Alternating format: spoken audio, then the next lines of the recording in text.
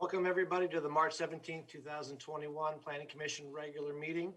Tonight's moderator is Jennifer Jackson, and she will take a couple minutes to go through etiquette for tonight's meeting.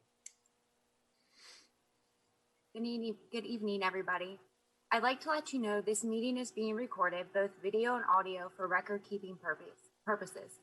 Please also keep yourself muted until you're ready to speak to avoid any interruptions. For those of you calling in, you can mute and unmute yourself by using the buttons on your cell phone or by dialing *6. For those of you on a computer, you can mute and unmute your audio or video by moving your mouse and using the buttons in the toolbar in the bottom left of your screen. You can also mute and unmute by using keyboard shortcuts. If you're on Windows, press Alt-A. If you're on Mac, press Command-Shift-A. If you'd like to speak while someone is speaking, please use the raise hand function.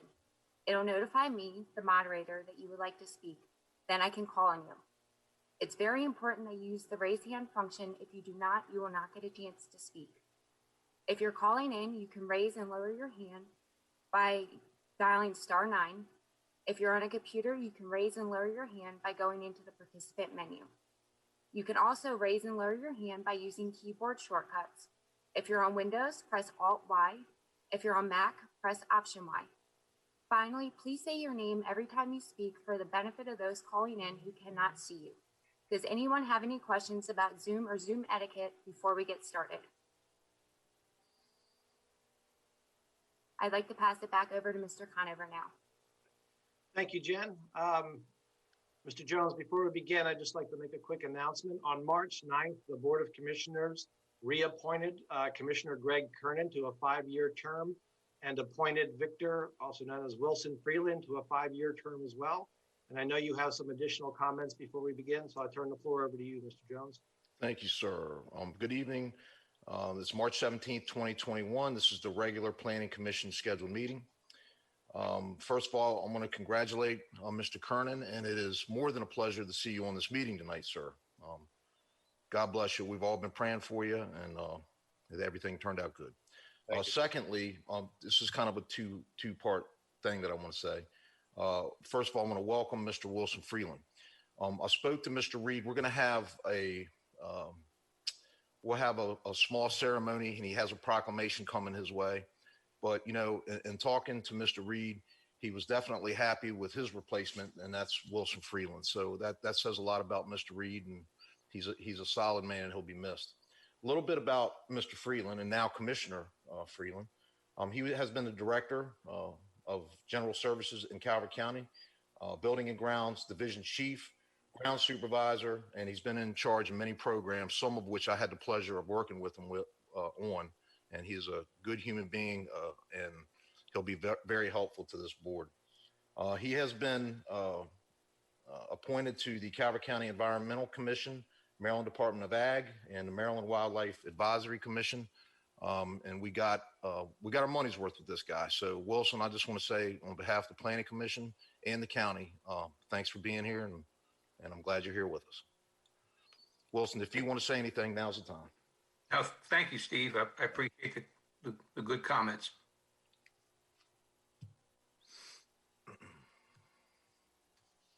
Commissioner Jones, the floor is yours for item 1, call to order. Thank you. Call the roll call. Vice Chair Bueller. Here. Commissioner Dr. Holler. Here. Commissioner Kernan. Here. Commissioner Toohey. Commissioner Toohey. Here. Thank you, sir. And Commissioner Williams. Here. And Commissioner Freeland. Here. All are present. Mr. Conover. Thank you, Commissioner. Item 2 is recognitions of persons attending a meeting. With this full agenda, we have quite a few to announce. The first are County Planning and Zoning staff in attendance: Mary Beth Cook, Director; Jenny Plummer-Welker, AICP Long Range Planner; Tamara Blake Wallace, Principal Planner; and Christine Finnemore, Principal Planner. From the County Department of Public Works, I have Carrie Dull, Director; J.R. Cosgrove, Deputy Director; Andrew Lipsky, Project Engineer 2; Kevin E. Shaver, Project Engineer 2; and Jason Levitt, Project Engineer 2. From the Calvert County Public Schools, Shatita Warner, Director of School Construction, and we are expecting Dr. Daniel Curry, the Superintendent for Public Schools as well. Assisting with item 9D will be Mr. Jamie Kendrick, AICP Project Manager, Transportation with Mead and Hunt. And also in attendance with us are John Mattingly, our legal counsel, Becky Parkinson serving as recording clerk, and Jennifer Jackson serving as moderator. With that, commissioners, move on to item 3, action on proposed agenda. Commissioner Jones. Commissioners, do I have a motion on the proposed agenda? Mr. Chair, motion to approve this evening's agenda. Motion by Commissioner Kernan. Do I have a second? Second. Second by Commissioner Tui. Vice Chair Bueller, Yes. Commissioner Dr. Holler, Yes. Commissioner Kernan, Yes. Commissioner Tui, Yes. Commissioner Williams, Yes. and Commissioner Freeland. Yes. Motion carries. Mr. Conover? Thank you. Item 4 is action on minutes from February 17th, 2021. Do I have a motion on the minutes? Mr. Chairman, I'd like to move that we accept the minutes as presented. Motion by Mr. Tui. Who's my second? Second, Greg Kernan. Second by Mr. Kernan, Commissioner Kernan. Vice Chair Bueller, Yes. Commissioner Freeland, Yes. Commissioner Holler, Yes. Commissioner Kernan, Yes. Commissioner Tui, Yes. and Commissioner Williams. Yes. Motion carries. Mr. Conover? Thank you. Item 5, Town Center architectural actions. There are none for this evening. Moving on to item 6, major subdivisions for final actions. There are none to discuss. Moving on to item 7, applications for site plan review. There are 3 separate ones. Starting off with 7A, CSPR 138165, 2J Flex Space Lot 11. Presenting tonight from the Planning and Zoning Department is Principal Planner Christine Finnemore. Christine?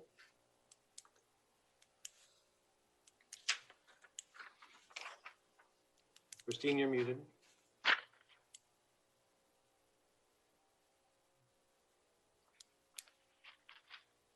There it is. Sorry about that. Good evening, commissioners. Just get all the right things open. Good evening, planning commissioners. My name is Christine Finnemore, Principal Planner with the Department of Planning and Zoning. And I will be presenting the conceptual site plan for the project known as 2J Flex Space on Lot 11 in the Patuxent Business Park, which is in Lusby this evening. Hopefully you see the next slide. Patuxent Business Park is an existing business campus subdivision consisting of 14 lots, zoned light industrial on the west side of Maryland 765, also known as H.G. Truman Road, just north of the Lusby Town Center. This map shows the 2019 aerial photography with Lot 11 outlined in bright yellow. The Appeal Convenience Center, for those of you in the Lusby area, is here. Cove Point Park is here. And for those of you that like to tee off, here's the Chesapeake Hills Golf Course, just for context. Lusby Town Center is outlined in the orange dashed line here. And so the business park is this area, and this is Lot 11. The project proposes development in the Patuxent Business Park with a 1-story, 12,600 square foot building, which is 210 feet by 60 feet, flex space, and associated parking and site developments. It was approved as a fast track in December of 2020. The lot is bounded on all sides by other undeveloped and wooded lots in the business park and has frontage along Homeport Court, which is a county road. There is a 35-foot front building setback along the property frontage and a 50-foot side and rear building setback from all adjacent properties. The parking setback is 20 feet from all property lines. So parking is required 1 space per 500 square feet of gross floor area for a flex space business. There's 25 spaces required. There's 26 spaces provided, 2 of which meet the ADA, which is the Americans with Disabilities Act requirements. Landscaping and lighting. I'm going through the staff report. It's a little bit out of order just because of how the slides are set up. And you're probably thinking, you know, why, but it made sense to me at the time. Landscape and lighting. Screening is proposed along the road frontage of Homeport Court. Landscaping is also required within the parking lot as well as adjacent to the building and stormwater management areas. Screening is required for the loading and unloading spaces, as well as around any storage or trash disposal areas in accordance with the zoning ordinance. A detailed landscaping plan will be reviewed with the detailed site development plan. Adequate public facilities. The project is not subject to APFO regulations as it will generate less than 400 trips per day. They do have to submit an APFO certificate that comes from Public Works for the project prior to final site plan approval. They do have access to water and sewer in the business park, and the project proposes to tie into existing water and sewer lines.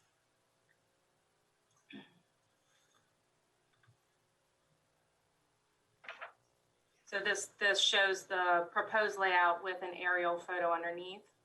There's no sensitive environmental features within proximity to the lot or the limits of work. For forest conservation requirements, Patuxent Business Park previously addressed forest conservation requirements in part at the time of subdivision. What happened is each lot, as it develops, has to meet the balance of the requirements based on the size of the lot. So it's a percentage. They are proposing to meet those requirements with forest conservation transfer development rates, which essentially is going through the TDR program and going offsite with long-term retention. Stormwater management. Development of Lot 11 must meet the current standards for stormwater management. The conceptual stormwater management plan has been approved by Public Works, and that's step one of a three-step process. So here are some very preliminary building elevations. These may change, or they may, to me, it's a lower level of detail. There may be more detail with the site development plan.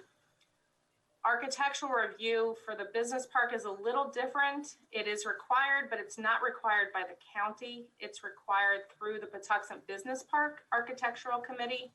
And that is, to some degree, staffed with our Economic Development Department, and it is comprised of the owners in the business park. So there is architectural review, and that will be required prior to final site plan approval, but it's not done by the county.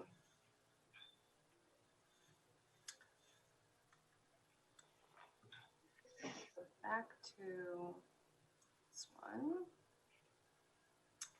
So at this point in the staff report, there's a staff recommendation for approval with the conditions listed. And the Planning Commission at this point could take, and I can read those if you want me to, Chairman Jones. I wasn't going to do that in the interest of time. I know you have a full agenda. So the Planning Commission could take action based on those conditions or staff recommendations to approve with the conditions listed as recommended by staff, to approve with modification to any of those conditions as recommended by staff. The Planning Commission could defer action if they feel they need more information, or could deny. And I do want to point out that the project engineer, Tony Alexin with Barrett and Associates, and I'm not sure about the applicant, but I know Tony is on the Planning Commission meeting, as well as Danita Bunchaisi, who is with Economic Development. At this point, I'll entertain any questions. Thank you, Christine. Do we have any questions of any of the planning commissioners at this time? Mr. Chairman, I have a question. Commissioner Freeland, you first, sir. Yes, the proposed stormwater management for this site is going to utilize an existing stormwater structure off of the property. Who is responsible for the maintenance of the existing stormwater structure? I can take that if you like. So the main property owner at the Patuxent Business Park Mr. Freeland, is Medco, the Maryland Economic Development Corporation, in conjunction with the Maryland Department of Commerce. And they maintain stormwater ponds on an annual basis. And also, as a matter of fact, we recently got an inspection from the county, and there's some upgrades that need to be done. And that's all done by Medco. So there won't be any reason for this developer to have to maintain an existing pond that's not on the property. Once the entire business park is sold, the Property Owners Association, as tenants come online and as development occurs at the business park, the property owners become a member of a POA, and the POA will maintain all the stormwater ponds. Right now, it just happens that Medco is pretty much the main owner of all the lots in the business park, except for Dominion. Dominion is also a property owner there. And are all of the roads within the Patuxent Business Park county maintained roads, county owned and maintained roads?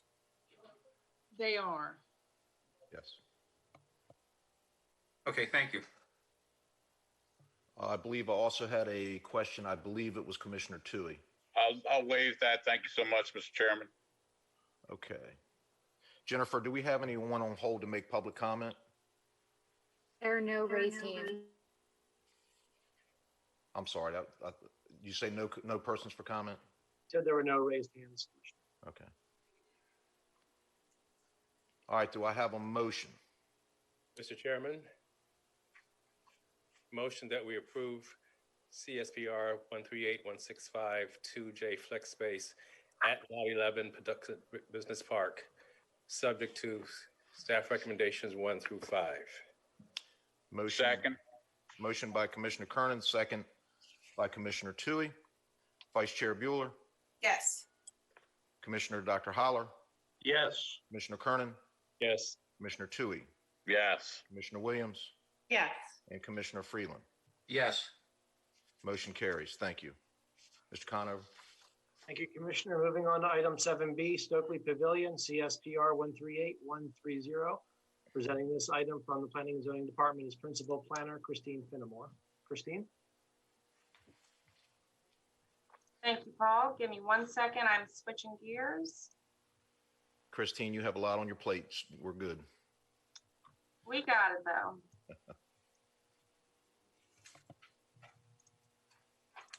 As long as you believe that, I'm doing something right. For the record, again, my name is Christine Finnemore, and I'm a principal planner with the Department of Planning and Zoning.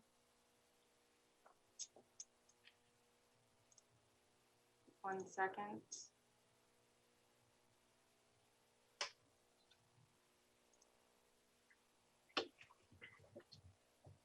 Hopefully you all should see a slightly different PowerPoint. You're up. I'll be presenting the conceptual site plan for the project known as Stokely Pavilion, which is located on Stokely Road in Prince Frederick.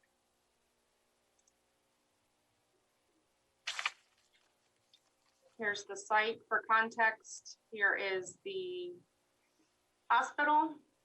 Here's the indoor pool, Hall Aquatic Center. Here is the Market Square Shopping Center, the library, Fox Run.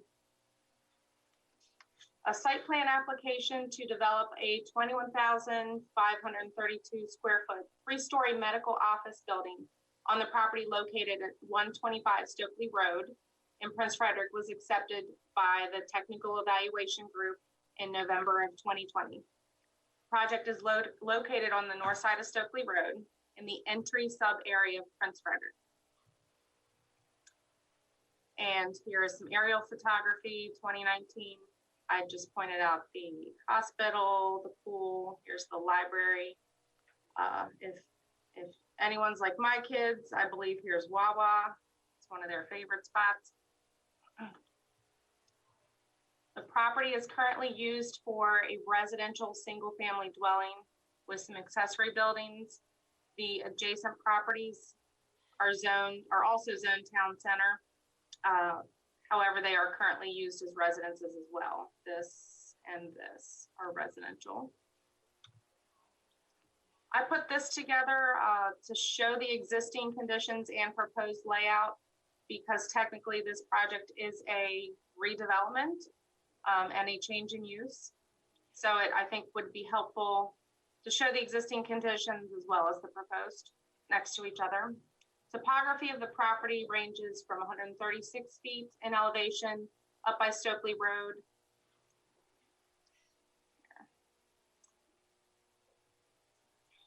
to around 98 feet on the north end of the property.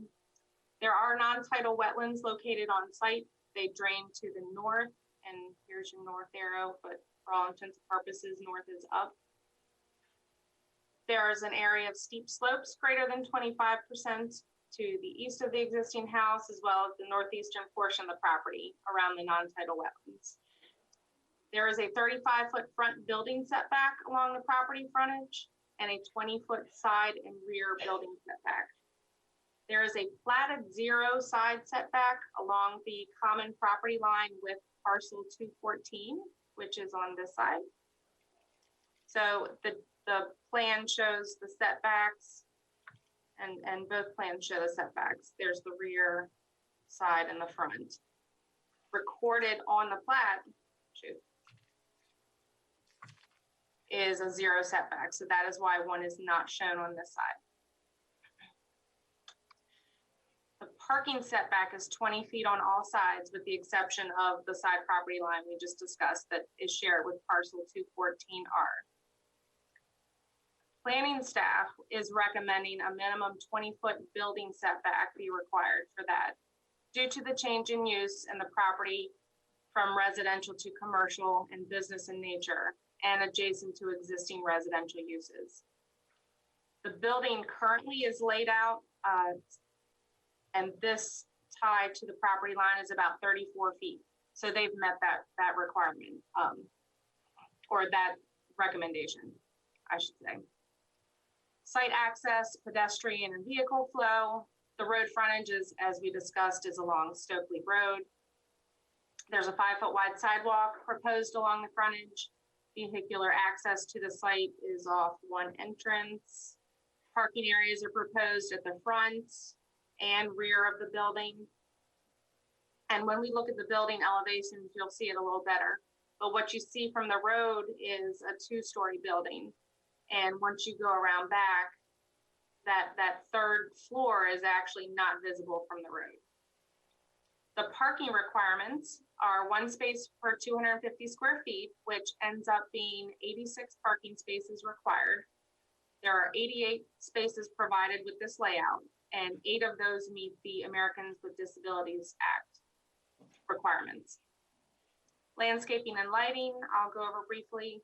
Of course, it's required to meet the requirements of the zoning ordinance around the building, around the parking areas, and around stormwater management. Screening is proposed along the road frontage with Stokely Road. Landscaping is also required within the parking lot adjacent to the building and stormwater management. And screening, of course, is required for any accessory uses such as trash disposal areas. Adequate public facilities. A traffic impact analysis, also known as a TIA, was prepared by Lenhart Traffic Consulting. An APFO, Adequate Public Facilities Ordinance Certificate for roads, is required from the Department of Public Works prior to final site plan approval.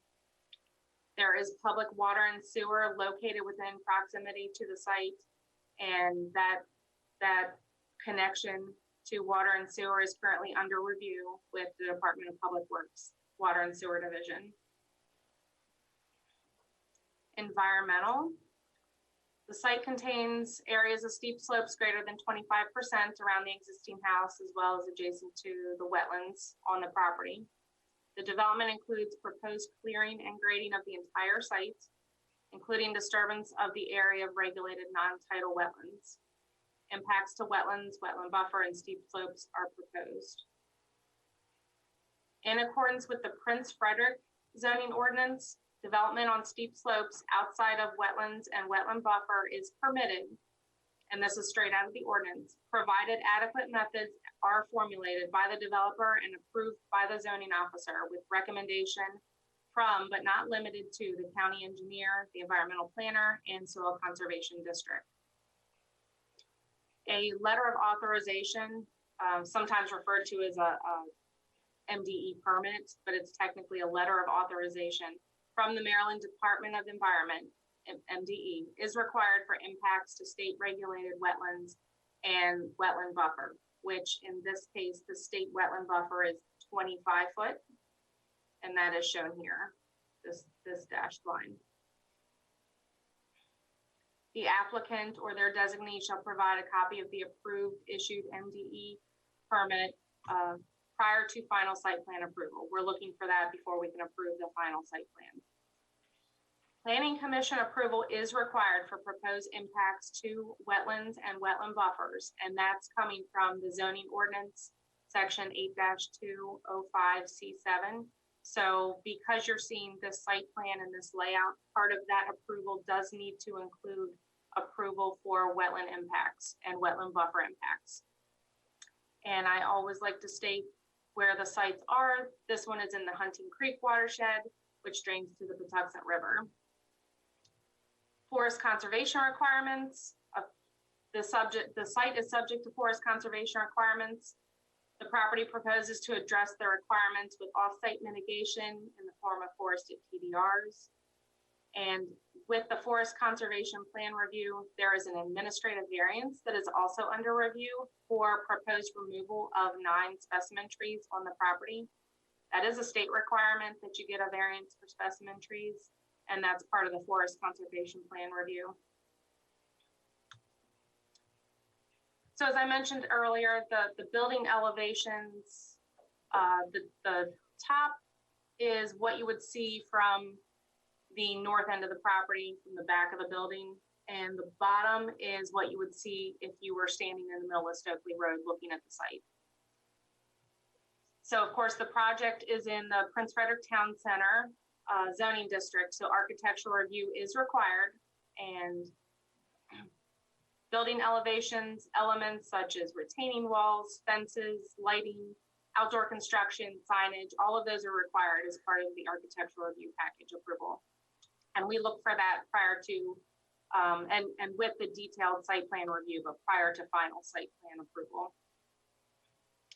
And here's building elevations from the side, from the east view. So if you are on the side of the property that's closest to the hospital, this is what you would see. And if you're on the side of the property furthest from the hospital, this is what you would see.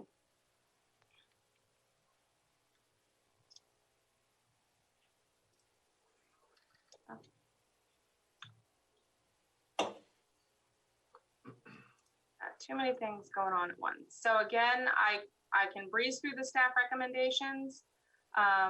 Staff certifies to the Planning Commission that the conceptual site plan is consistent with the comprehensive plan and basic compliance with the zoning ordinance, the Prince Frederick Town Center zoning ordinance, and all other applicable state and local ordinances and regulations.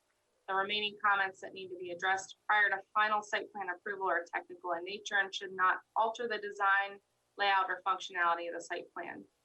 And staff for this one again recommends approval subject to the following 5 conditions.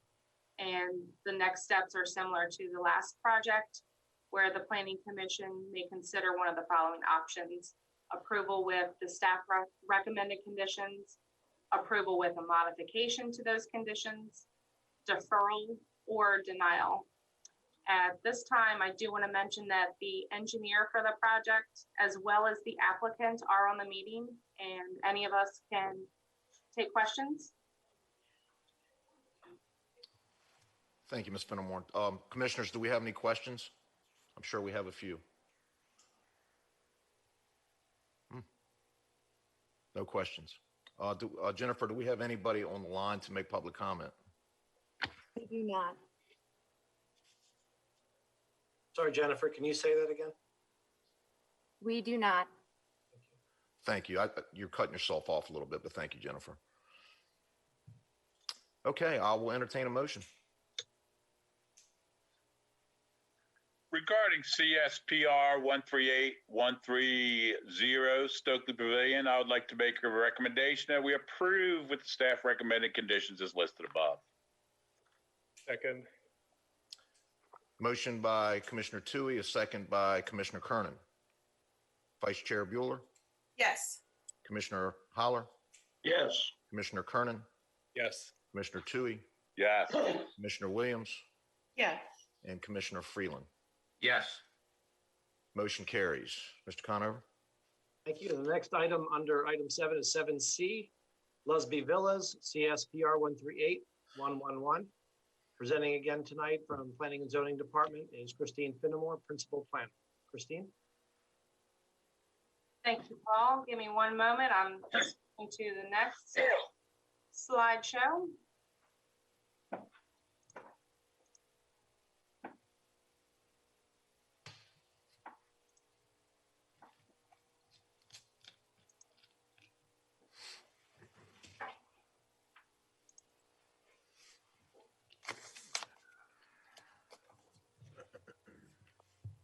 Hopefully you all can see slide 1. It says Lusby Villas. Perfect. All right. Again, for the record, my name is Christine Finnemore. I am Principal Planner with the Department of Planning and Zoning, and I'll be presenting the conceptual site plan for the project known as Lusby Villas in the Lusby Town Center.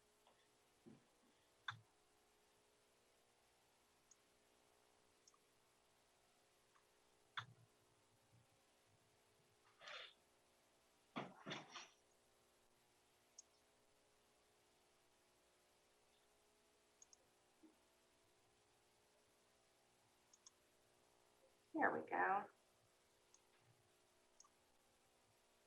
Lusby Villas is a multifamily residential development project proposed on parcel 406, located at the southeast corner of the intersection of Rousby Hall Road, also known as Maryland 760, and Lusby Parkway in Lusby Town Center, Village Residential Office Subdistrict.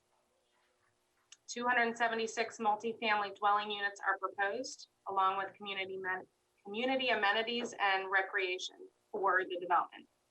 Multifamily is a permitted use in the Village Residential Office sub-area of the Lusby Town Center. Okay. So by the time I was doing this PowerPoint, our fantastic GIS staff had uploaded the 2020 aerial photography. So this one is 2020 aerials. You see the site here, the corner of Rousby Hall Road and Lusby Parkway. This is H.G. Truman, and the orange dashed outline is the town center boundary.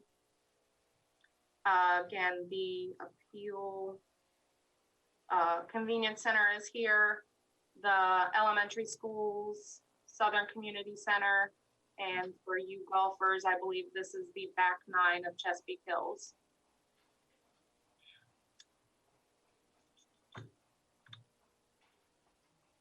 So I'll run right into the staff report sections, property and setbacks.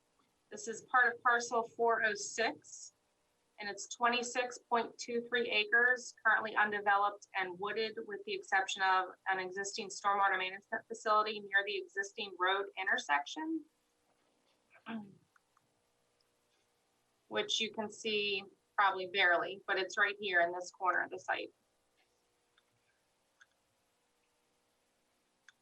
Topography of the property ranges anywhere from 112-foot elevation, which is up towards the Lusby Parkway end of the property, to 76-foot elevations, which is on this end.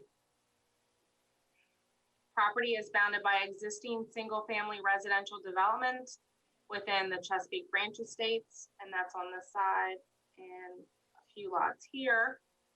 And there's a commercial use on this adjacent property. And then of course they have double road frontage with the Lusby Parkway and Rousby Hall Road here. There is a 60-foot forested edge requirement along Lusby Parkway. 60 foot also acts as the building setback along the parkway. Parking is permitted within the forested edge, but it shall be no closer than 30 feet. And that line is shown here. And it must be screened. The Lusby Town Center ordinance states that a front yard build-to line shall be established 15 feet from the road right-of-way of all existing and planned streets. Based on previous determinations and reviews of other projects in the area, the build-to line is not required on this project at this time, since the buildings are not facing the existing or proposed public rights-of-way. And this right here, if you can see it, is a proposed public right-of-way. Where was I? Since the buildings are not facing the existing or proposed public rights-of-way and are not appropriate for the multifamily 3-story structures that are proposed. There is a 20-foot side and rear building setback from all adjacent properties. Site access, pedestrian, and vehicle flow. The property has public road frontage again on Lusby Parkway as well as Maryland 760. Proposed access for the project is here off of Lusby Parkway, which includes frontage improvements that you see shaded, and widening to include a turn lane and a median crossover. Lusby Parkway intersects with Maryland 760. If you go this way on 760, you will cross over H.G. Truman Road and you'll run into Maryland 24. Both of those are signalized intersections. Sidewalk is proposed along the frontage of the property along both the Parkway and Maryland 760, as well as within the site connecting the residential buildings to each other, to the associated parking and the proposed amenities, which are right here in the site. They're throughout the site, but there is a community building proposed here that has a pool. This is some field and play area space. Everything's proposed to be connected, both for pedestrians with sidewalks as well as vehicular access. Open space and rec facilities are required. It's a multifamily residential community. The total open space required is 13.8 acres. The total active rec area required is 55,200 square feet. This includes things such as playing fields, mini parks, and paved areas. There is a chart in the staff report that breaks down what is being proposed and what is required for the project. At this time, they are meeting all the requirements. Parking requirements are found in the zoning ordinance and also the Lusby Town Center ordinance. It's 1.5 parking spaces per residential unit, plus an additional 25% for guest parking, which works out to be 519 parking spaces required, and they've provided 569, including spaces that do meet ADA compliance, both around the community center, right at the entrance, as well as the entrances to each of the buildings. Environmental, there was a wetland evaluation report done by McCarthy and Associates. This report confirms the presence of non-tidal wetlands along with normally regulated streams on the property, and that's in this area of the property. It's actually recorded on the record plat that was done previously. The site is in Mill Creek watershed, which drains to the Patuxent River and eventually the bay. Forest conservation requirements for the site are under review. There's a forest conservation plan that has to be reviewed, similar to the last project. The preliminary plan has been submitted and is under review. There's actually forest retention area recorded on the site in this area, but that was done at the time of subdivision, and it benefited the previous commercial development across the Lusby Parkway. So this property still has to meet forest conservation requirements. And I also mentioned stormwater management. That is currently under review and would need to meet the 3-step process. So this is an excellent slide. It was actually provided by either the applicant or the applicant's engineer. I can't take credit for it other than putting it in PowerPoint. I actually want to come back to this one. I'm going to go through a couple other things and we're going to come back to a couple of these slides. So similar to any other project, landscaping is proposed and is required through the zoning ordinance. Screening is proposed along the road frontage of Lesby Parkway and Rousby Hall Road, as well within the parking areas and adjacent to buildings. Screening is required around any storage and trash disposal areas and any loading or unloading areas. Architectural review is required because this is located in the Lesby Town Center. So the Lesby Town Center Architectural Review Committee will see this project at some point.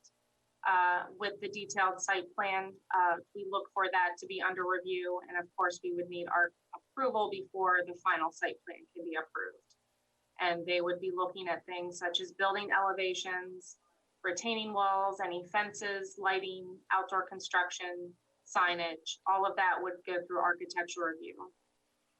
The building height is a maximum of 3 stories plus a habitable roof with a maximum height of 40 feet.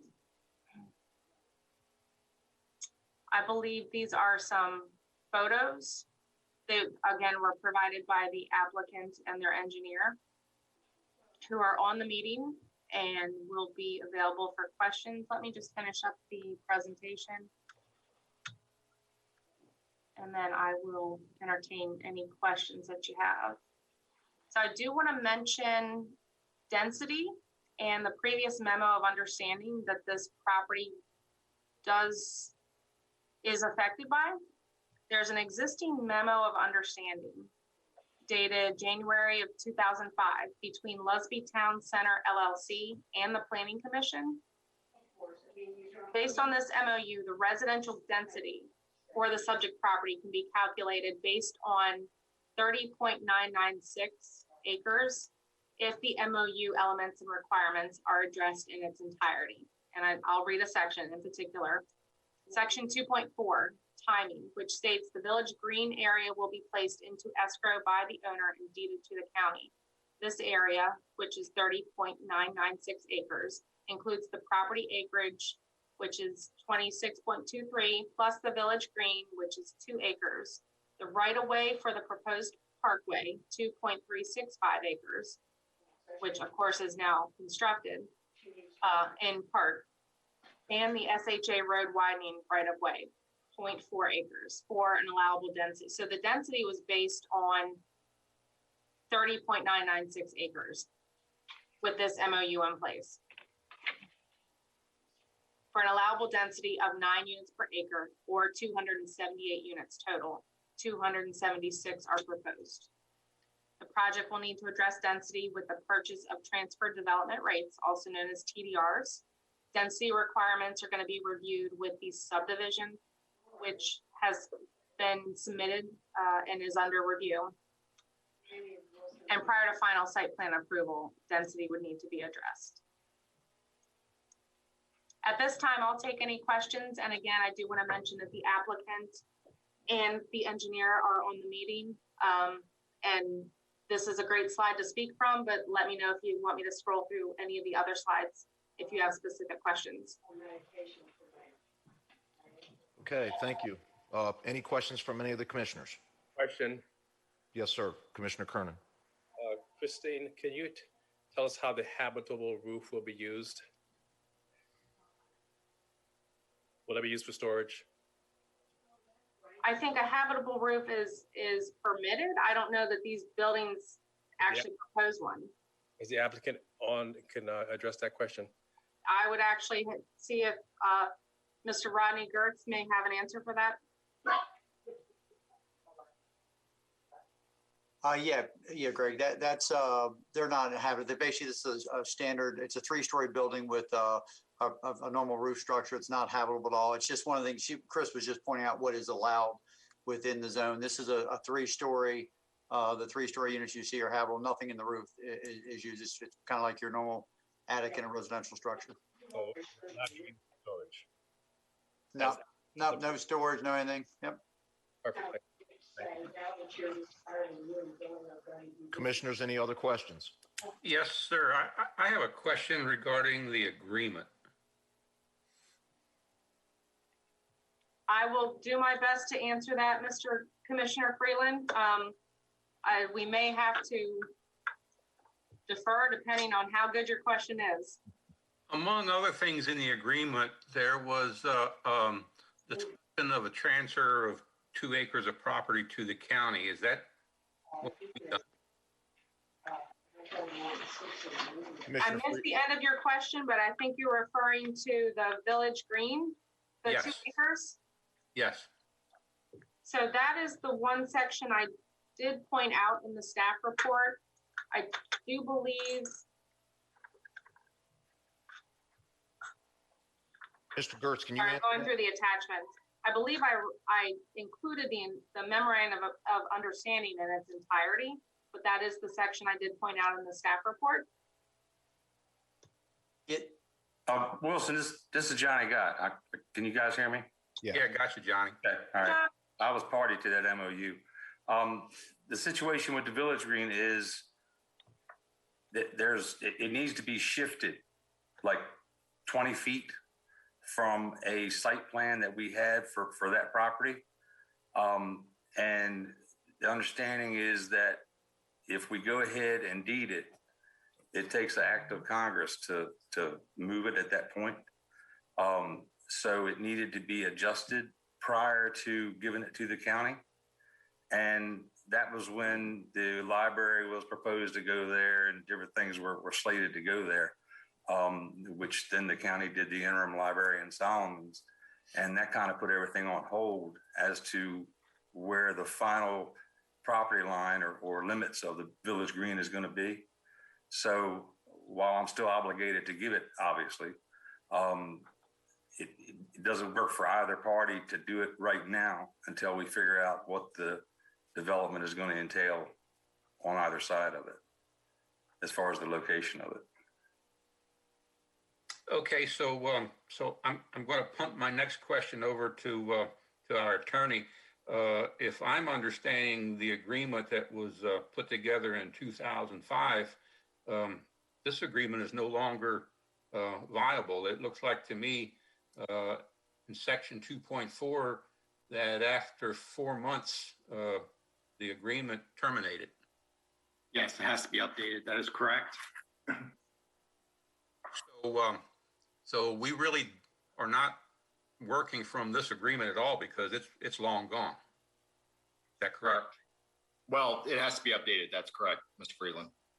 And then the calculation for the number of units is based on the 30 acres, which within the agreement, but that does not stand as well. We're talking 26 acres. Yes. Thank you. Thank you, Commissioner Freeland. So, Ms. Fenimore, I guess to get some clarification on that, we've based the allotment based on 30 acres, correct? The current layout is based on being able to calculate density with that 30, almost 31 acres, yes. With the understanding, and I did speak to Mr. Mattingly before, because I had similar questions about the previous agreement. It would need to be updated. Exactly how that progresses, I would also seek counsel from legal. All right, I'm going to defer to Mr. Mattingly on a recommendation. Well, all I can tell you, I can't give you a recommendation as rather to approve or not approve. The only thing I can tell you is the portion of this that is contingent upon an active agreement would obviously require that this agreement be updated. As Mr. Freeland also pointed out, this agreement was years old. I think, and I don't know the history specifically, but I think that at the time there was different acreage calculations, and someone can correct me if I'm wrong on that. But the reality is that the agreement has to be updated to reflect what is now proposed, and also it has to be brought to date, if you will. So attached to the application, but not necessarily in the presentation, is a copy of the record plats. There's 2 pages, plat 1 and plat 2. The subject property is on plat 2. But plat 1 shows the subdivision on the other side of Lusby Parkway, which I believe, and I know Carolyn Sunderland is on this meeting, I'm, you know, if I mess up something, Carolyn was there when this memo of understanding was being reviewed. The subdivision that is on either side of Lusby Parkway and includes Lusby Parkway right away is what this memo of understanding was drafted for at the time. And so the 2 acres that is platted as, quote, Village Green Parcel A, plus the acreage of Lusby Parkway right of way. And there was a little bit of acreage that went to road widening for Maryland 760, plus the subject property. All of those were added together to get that 30.996 acres that they in the memo of understanding are basing their density on. If that memo of understanding is to be updated and that acreage calculations continue, I think that's a question that sounds like needs to be answered. And I can tell you that the subdivision has been submitted. It was just submitted last month, so it has not been fully reviewed yet. The subdivision will also come before the Planning Commission because it is a major subdivision. And the density, although this project is obviously affected by it, would follow with the subdivision because that's where the density calculations and anything would be recorded, because eventually it would be recorded with the final plat. So I'm hearing that there are questions on density and how does this memo of understanding and the parts of it fall into place with this project. I don't know that we have all the answers as far as what action to take at this time. Christine, this is Carolyn Sunderland, Deputy Director of Planning. I just wanted to say that I did have a conversation with John Mattingly earlier in the review process about the validity of this contract, this development agreement. And my impression was that as long as all parties agreed to adhere to the original conditions within the agreement, it could still be considered valid. Now, aside of the actual location of the village green or the shift in the village green, John, do you remember having a conversation with me about that? Specifically, no. However, what you just said is actually accurate. That's why I said the agreement has to be basically brought to date. And I'm assuming when we were talking, we were actually talking about going to concept site plan. Is that correct? That's correct. That is correct. And okay. And so I'm sorry, go ahead. No, and the reality is that the agreement, the MOU, would have to go back to the Board of County Commissioners. But yes, it has to be brought to date. That doesn't mean that you can't rely on the terms and conditions contained in the agreement for the purposes of concept site plan approval. This is Johnny Gott again. Christine, was I understanding what your last statements, that the density was really an issue for the next presentation to the Planning Commission, not necessarily something that would have to hang us up this evening? Yes and no. The proposed development is dependent on that density calculation in the MOU. It's certainly, it's not up to me, it's up to the Planning Commission how they want to take action on this site plan, but density will be revisited with the subdivision plan that will also come to them. Okay, well, let me add, as far as from my side of the table is concerned, I didn't even realize that the thing had a sunset on it. And I committed, the property to this. And if I was to try to renege on something like that now, they would run me out of town on the rails. That was a pretty hot topic back in the days when it was done. And it rears its head again every now and again with somebody saying, you know, where is it? When's it coming? What's going on with it? So I can assure you from my standpoint that, you know, it's still in play, just like it, you know, on the MOU, would have been done if it wasn't, you know, for the fact that moving it would be an animal. When we finally figure out what the layout is on either side of it. So anyway, that's all I can add is that as far as the acreage and the consideration for the additional acreage, for being able to count that acreage for our density for this project, from my side of the table, the agreement's still good, but that can definitely be figured out and finalized before the next presentation to the Planning Commission, that's for sure. So it sounds to me like, Mr. Gott, you're a man of your word and you're sticking by it. That's Absolutely, yeah. I just want to point out to the Planning Commission that the development agreement does include that the developer put the village green in escrow. So really it's a matter of at what point do they have to do this in order to proceed? Would it be with the subdivision versus this conceptual site plan? So I think that's important to consider. Commissioner Freeland, I don't want to put words in your mouth, sir, but I think if I was tracking you correctly, I think what you're asking, are we basing the units on 26 or 30 acres? Is that what your question is?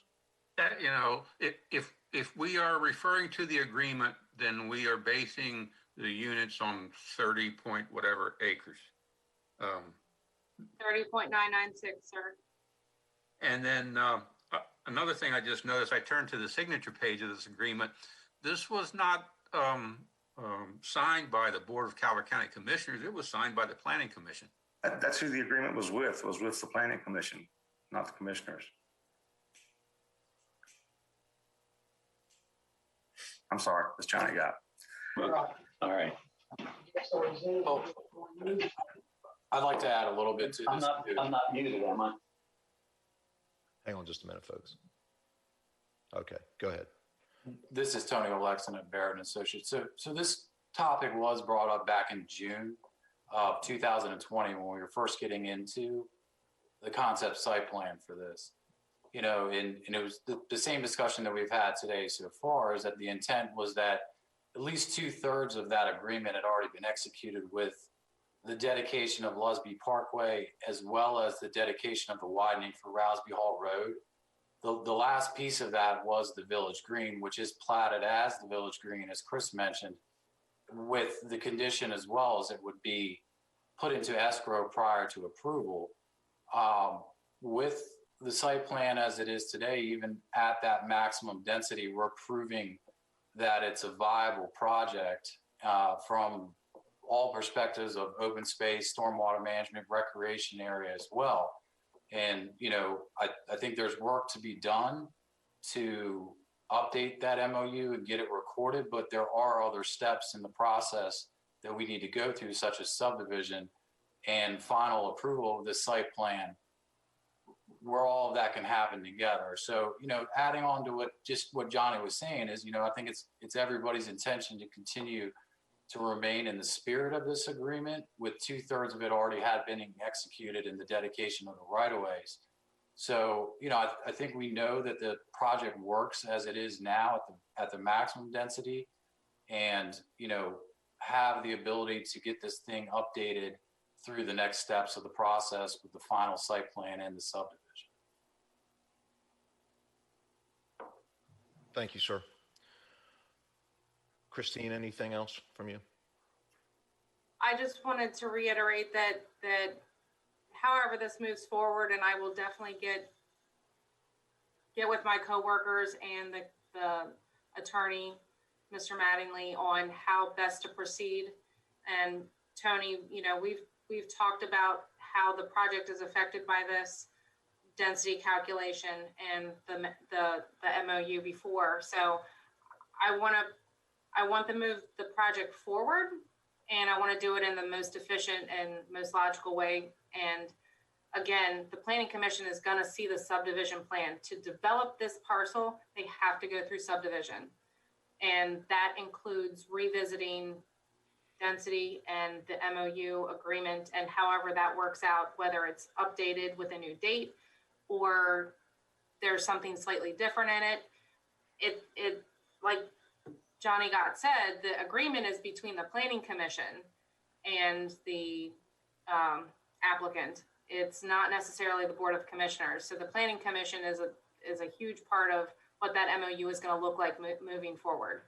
And the layout is dependent on the density and how that looks. But, you know, to add to what Tony just said, I think they've demonstrated that a project of this nature works on that property. We do have some work to do. It's a 3-step process, and this is step 1 of the site plan. I do want to offer that Mr. Gertz is on the meeting, and if you have anything that you wanted to just point out, Rodney, from your perspective, Yeah, absolutely. certainly do so. Yeah, absolutely, Chris. Thank you. Yeah, I mean, I think we're all trying to get a sense or a feel for what this first step concept storm management review for the planning commission is all about, and it's really to have an early look at a project, just to know that it's not blatantly outside of the boundary of what somebody or what the planning commission is going to support or respect, and just in the sense of looking at what it is in there. It's in the town center. The apartment structures in that town center on this particular piece. And then you go to get, the nitty gritty. And this was something we have all addressed. We've dealt with this on the front end of this and kind of said, look, at some point we'll have to get in to fix this. If the planning commission will see this several more times, and it surely can't go anywhere without that piece being put in escrow, or potentially even being transferred to the county. And it all deals with alignment, even on our piece. There's a visual that shows the village green lining up with the rec center on our piece. And there's also some commercial component on what Johnny will plan on doing on the other side. So that's fine tweaking that, but this is supposed to be the concept to get there early, and it's very involved, but it is, you can see the detail on the money we've spent to get to here. And this was supposed to be able to give you something, you get a blessing beyond this first concept blessing. You say, okay, we see what you're doing. It's moving in the right direction. We've got some loose ends to tie up, but we don't see any harm in moving forward. And that was our understanding. That's why, some of these minor, some of those details are not buttoned up yet. But I mean, obviously if that village green didn't get turned over, which won't be the case, but if it was, the density wouldn't be allowed. I mean, so that we'd have to strip that building off of the site plan, and it would be just that easy that you would strip something off of a site plan. And so if any motions are made and making that contingent upon that ultimately being done, that's more than okay. Just give us, kind of an understanding of moving forward that we've got the general blessing. And Chairman Jones, if I can add, what happens with the 3-step process is you're seeing the conceptual site plan. If there's major changes, yeah, this would come back to the planning commission. Okay. And just one of the things I've just heard, and it just needs to be said. So my understanding is this plan is locked into 9 units per acre. Is that correct? That's yes. Correct. Okay. Locked in sounds like a strong term. That's too strong. It's directly out of the zoning ordinance. So that is the maximum allowable density according to the zoning ordinance. Yes. And I think if I could be as bold, I think everybody's kind of saying the same thing. Is it sounds like this is recommendation upon the following conditions from Chris's report, is that maybe an additional condition to that would be update of the MOU yes. in final density prior to final site plan approval and subdivision approval. I couldn't have said it better myself. Any more questions from commissioners? Jennifer, do I have anybody on the line to speak from the public? Here. There are no questions. Commissioners, I will entertain a motion. Mr. Chairman, I'd like to make a motion that on the matter of CSPR 138111, Lusby Villas, that we approve this matter and that we do it subject to the conditions stated. Motion by Commissioner Toohey. Do I have a second? Mr. Chair, Sir. plus the one additional condition about the update of the MOU.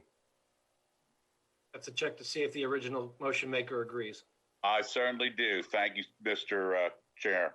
Motion made by Commissioner Tui and a second by Commissioner Kernan with an addition. Does that stand correct? Vice Chair Bueller, Yes. Commissioner Holler, you're on mute, sir.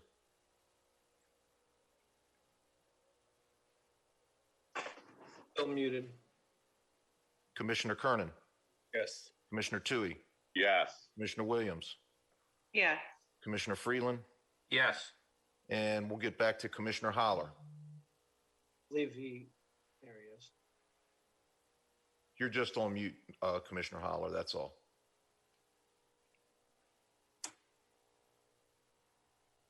Commissioner Holler, till you get that straight, can you signify a thumbs up? He's on. Yes. Okay. Okay, sounds good. Thank you, sir. Motion carries. Motion carries. Thank you very much. Thank you all for your time. Thank you, commissioners. Thank you, Chairman Jones. Yes, ma'am. Mr. Conover? That completes item 7. So we'll move on to item 8, which is major subdivision, excuse me, applications for preliminary action. There are none this evening. Moving on to item 9, items for discussion and action. I believe there are 6 items tonight. Starting off with item 9A, the Calvert County Administration Building application for demolition permit and grading permit. Presenting from the Department of Public Works is Project Engineer 2, Kevin Shaver. Kevin, are you there? I am. Just getting my screen shared here. Kevin. Can you hear me? Yes, sir. Okay. Yeah, I'm just trying to get my screen set up here. Can you see my screen? I cannot. Okay.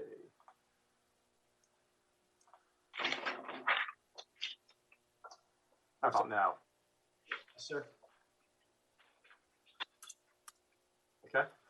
Good evening, Commissioners. My name is Kevin Shaver. I am a project engineer too with the Calvert County Department of Public Works Capital Projects team. I'm here tonight to discuss the proposed county administration building. It's located at tax map 24, parcel 332, otherwise known as 150 Main Street, Prince Frederick. We had applied, I'm part of the team that is managing the project under the leadership of J.R. Cosgrove and Director Carrie Dahl. We submitted a demolition permit as part of our 3-phase approach to this project. The first phase of the project included consolidating employees and moving them out of the building. Many of the county staff on this hearing tonight have gotten to be very familiar with banker boxes because we are moving people out. So we're getting ready to move into phase 2, which is our demolition and site stabilization effort. So we did submit a demolition permit along with a grading permit because we are disturbing more than 5,000 square feet with the demolition. In the Prince Frederick Town Center ordinance, it states that it cannot be approved prior to subdivision plat or site plan approval. We are about 9 months out probably from getting site plan approval.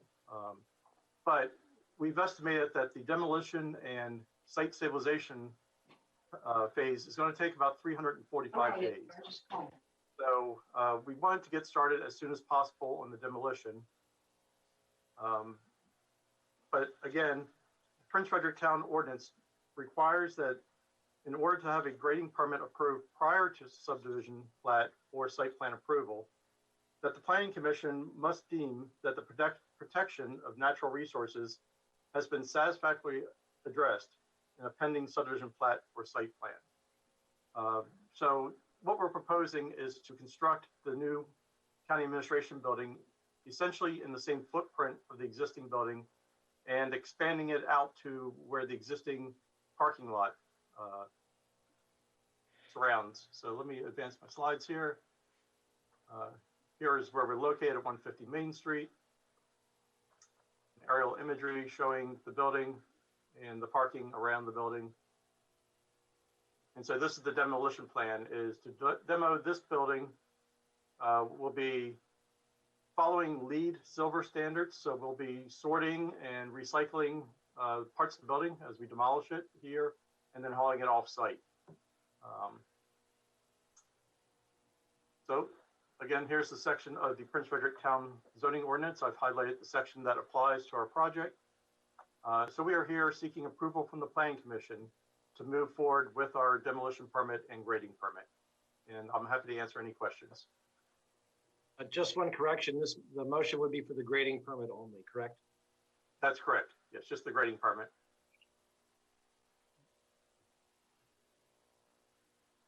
Commissioner Jones, I believe Commissioner Kernan has a question.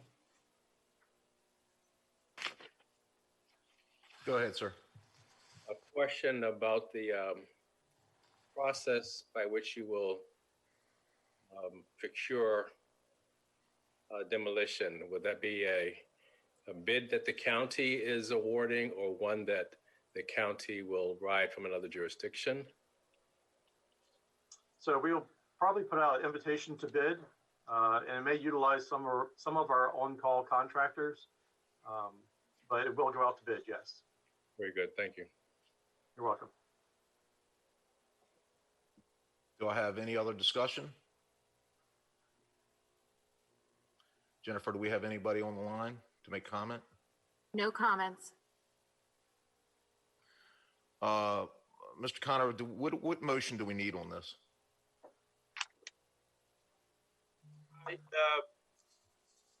You have two choices. The Planning Commission could grant the exception and allow the Department of Public Works to proceed with grading permit G6421 prior to site plan approval or for a new building in accordance with Chapter 1A2 of the Prince Frederick Town Center Master Plan and Zoning Ordinance, or could make an opposite and not approve. If you'd like, I can read that again. No, I think we have it. Thank you. Commissioners, I will entertain a motion. Mr. Chairman, in the matter of G6421, I would move that we approve the grading permit. Motion by Commissioner Toohey. Do I have a second? Second, Greg Kernan. Second by Commissioner Kernan. Vice Chair Bueller, Yes. Commissioner Holler. We'll get you there, sir. Commissioner Kernan, Yes. Commissioner Toohey, Yes. Commissioner Williams, Yes. Commissioner Freeland, Yes. I don't know. and Commissioner Holler. Yes, Thank you, sir. Thank you. Sorry, Doc. Sorry to. I wasn't. We'll get you there. We'll get you there, sir. Mr. Conover. Sure, thank you. The next item is item 9B. Calvert County Board of County Commissioners owns the property sites and application for a demolition permit, AMCO station. Presenting tonight from the Department of Public Works is Jason Levitt, Project Engineer 2. Mr. Levitt, the floor is yours. Good evening, Planning Commissioners. My name is Jason Levitt, and I'm a project engineer in the Department of Public Works with the Capital Projects Division. I am presenting the Amico demolition project this evening on behalf of the Calvert County Department of Public Works and the Board of County Commissioners. I'd like to begin with a quick project overview and then discuss the procedural reason that we're before you this evening, and finally go through the slide presentation to further familiarize you with the project and the proposed improvements. So the project, as Mr. Conover related, is located at 10 South Solomons Island Road. It's owned by the Board of County Commissioners. It's located near the intersection of Maryland Route 4 and Church Street. So we are proposing to demolish the existing structures and remove the majority of the site impervious area and also conduct some general site cleanup. We will also construct a retaining wall with a screening fence and an areaway to maintain existing access to the adjacent property. The end result being a primarily grassed area with an areaway access, and a retaining wall screened by the fence. So the reasoning for coming to the Planning Commission, this is similar to the previous project that my coworker, Mr. Shaver, presented. We're basically seeking to obtain approval from the Planning Commission to continue through the grading permit review process with the ultimate goal of obtaining a grading permit. Pursuant to the Prince Frederick Zoning Ordinance, Roman numeral number 1, Natural Features, subsection A, grading and clearing states, grading and clearing permits may not be issued prior to site plan or subdivision approval. Exceptions may be granted provided that, and there's a colon, and they list 4 different exceptions. In this particular case, we believe that exception number 3 is applicable, and that states the area to be graded and or cleared is less than 5,000 square feet and will not disturb historical or archaeological sites. So for the first portion of this, the proposed limit of disturbance for this project is 4,960 square feet. And for the second part, which I believe was included in the staff report, per historical preservation planner Sperling's correspondence, the archaeological surveys performed in 1981 and 1996 identified no sites on the parcel. Additionally, the State Highway Administration determination of eligibility for inclusion in the National Register of Historic Places determined that the structure is not eligible for inclusion. However, in light of that, the construction and demolition activities will be constantly monitored by county staff, and any items of perceived importance shall be noted and reported to the appropriate entities so that they may have an opportunity to determine their historical or archaeological significance.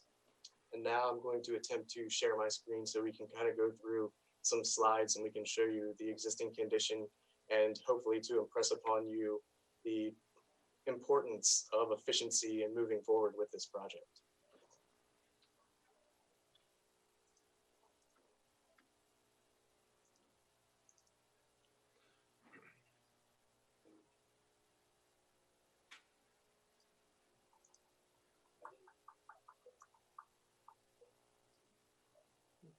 Jason, if you have difficulty, we have the means to have somebody else put it up for you. I'll let you know in 1 second. I think I've got it up. There you go. Okay. So we have submitted a grading permit for this already and received some comments, part of which is the reason why we're here this evening. So the site is located at 10 South Solomons Island Road. It was formerly Eddie Trail's Amico building, if you're familiar with that in the past. It's near the intersection of Church Street and Solomons Island Road. Here's a picture of it from the front. So the next slide shows the existing conditions as of last summer. Of course, the picture on the left is a picture of the front of the service station. The picture on the right is a picture of the rear of the service station. You can see there's a fence here, and there's actually a door to the adjacent property end unit of the Prince Frederick Shopping Center right here. And there's also sort of a dilapidated wood set of stairs coming down the other side. The picture on the next slide on the left is of like the northwestern side of the property. It's like a brick. It looks like a bus stop to me, but to be honest with you, I don't know exactly what Mr. Trail utilized this for, whether there were vending machines there or what the actual use was, but that is also proposed to be removed. We're going to remove all of the structures on the property and a majority of the impervious area. The one picture that I really want to bring your attention to is on the right of this slide here. However, this is a pretty accurate picture of the existing condition. You can see there's lots of beer cans strewn all over the place down there. It's pretty obvious that there's been a person or persons hanging out here for a decent amount of time. And one of the reasons that we want to clean this up, remove it, and make the site nice from a visual perspective, but the main reason also is to limit the liability of the county for access of people getting in and out of here. So it is important that we can hopefully move forward with this relatively quickly. And then the last slide just shows a summation of the proposed condition. You see the building outline, the existing building outline in gray, which is going to be removed. And then we have that little bus stop brick structure up here on the northern side that's going to be removed also. We're going to construct a retaining wall, which is basically in the same location as the back wall of the Amico building as it exists right now. Grade the site so that we have positive drainage away from the neighbor, and also at the same time maintain, for lack of a better term, the areaway to maintain the access to the adjacent property. So that's pretty much an overview of the entire project. And now, I'm able to answer any questions that you may have.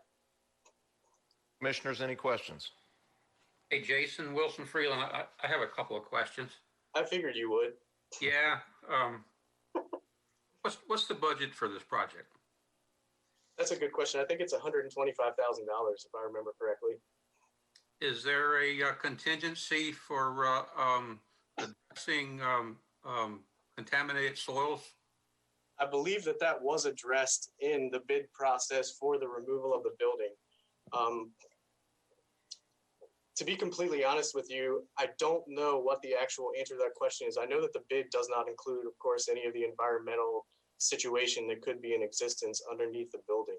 We've had multiple internal discussions about this, and since SHA had ownership of it, you know, we discussed whether there was any due diligence on their part that needed to be conducted, but I'm not aware of any reports or anything like that were generated from such a study. So we do not have that included in the budget.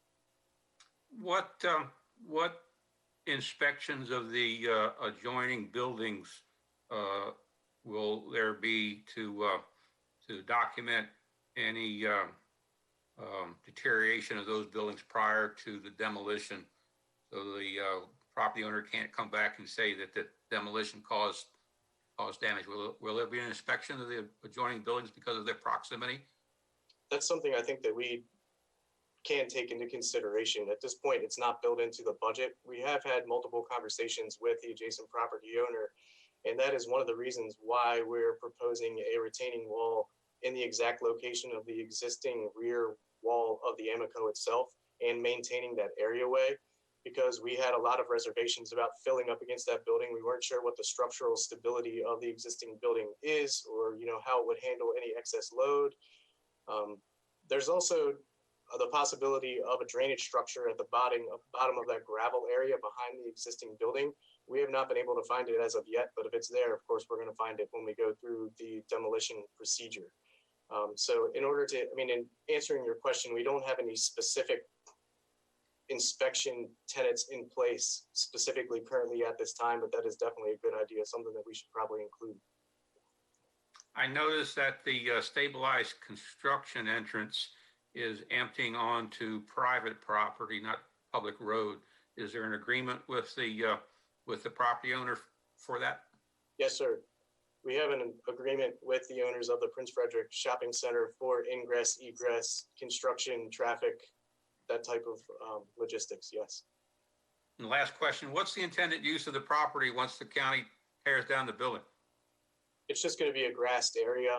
I don't know that there's a specific use in mind at this point. We're pretty limited by, you know, the use restriction lines and things like that. Realistically, the property really only has value to the owner of the Prince Frederick Shopping Center, basically for an access situation. So as far as I know, it's just going to be a grassed area that's just going to be mowed and maintained. Okay, thank you. Yes, sir. Commissioners, any other questions? Do we have any, Jennifer, do we have any public comment? No questions, no comments. So I believe we need a motion on here that, and part of that motion needs to be that the area to be graded and or cleared is less than 5,000 square feet and will not disturb historical or archaeological sites. Do I have a motion from one of the commissioners?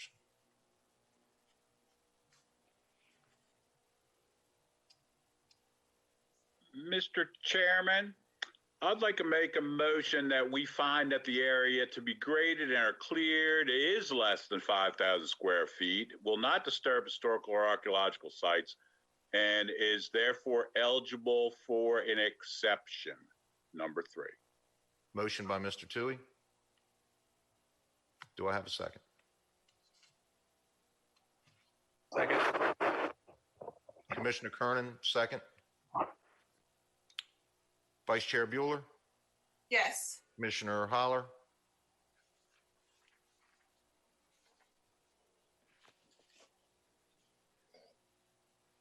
Commissioner Kernan, Yes. Commissioner Toohey, Yes. Commissioner Williams, Yes. Commissioner Freeland, Yes. and Commissioner Holler. Yes.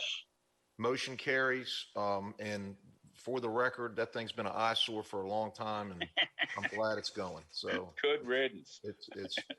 It's past due. Thank you very much. Mr. Conover, thank you, sir.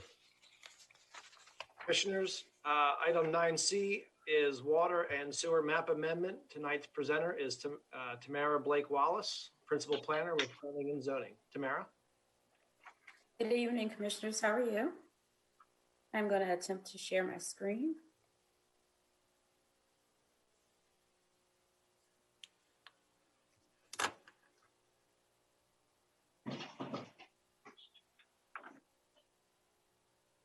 It's up.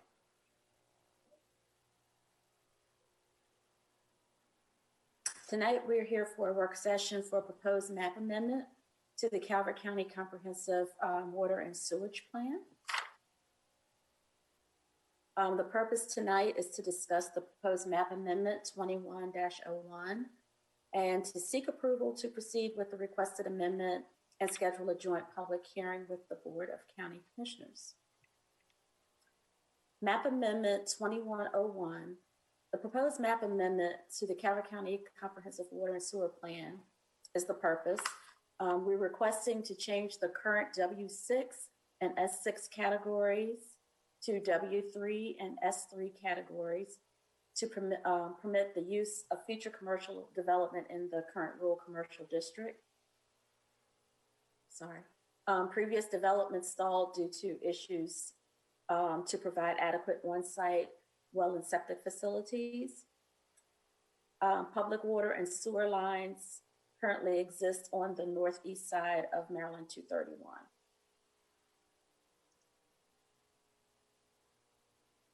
Water and sewer categories W6 and S6 basically means there's no water or sewage plan for that or program for that area. The W3 and S3 areas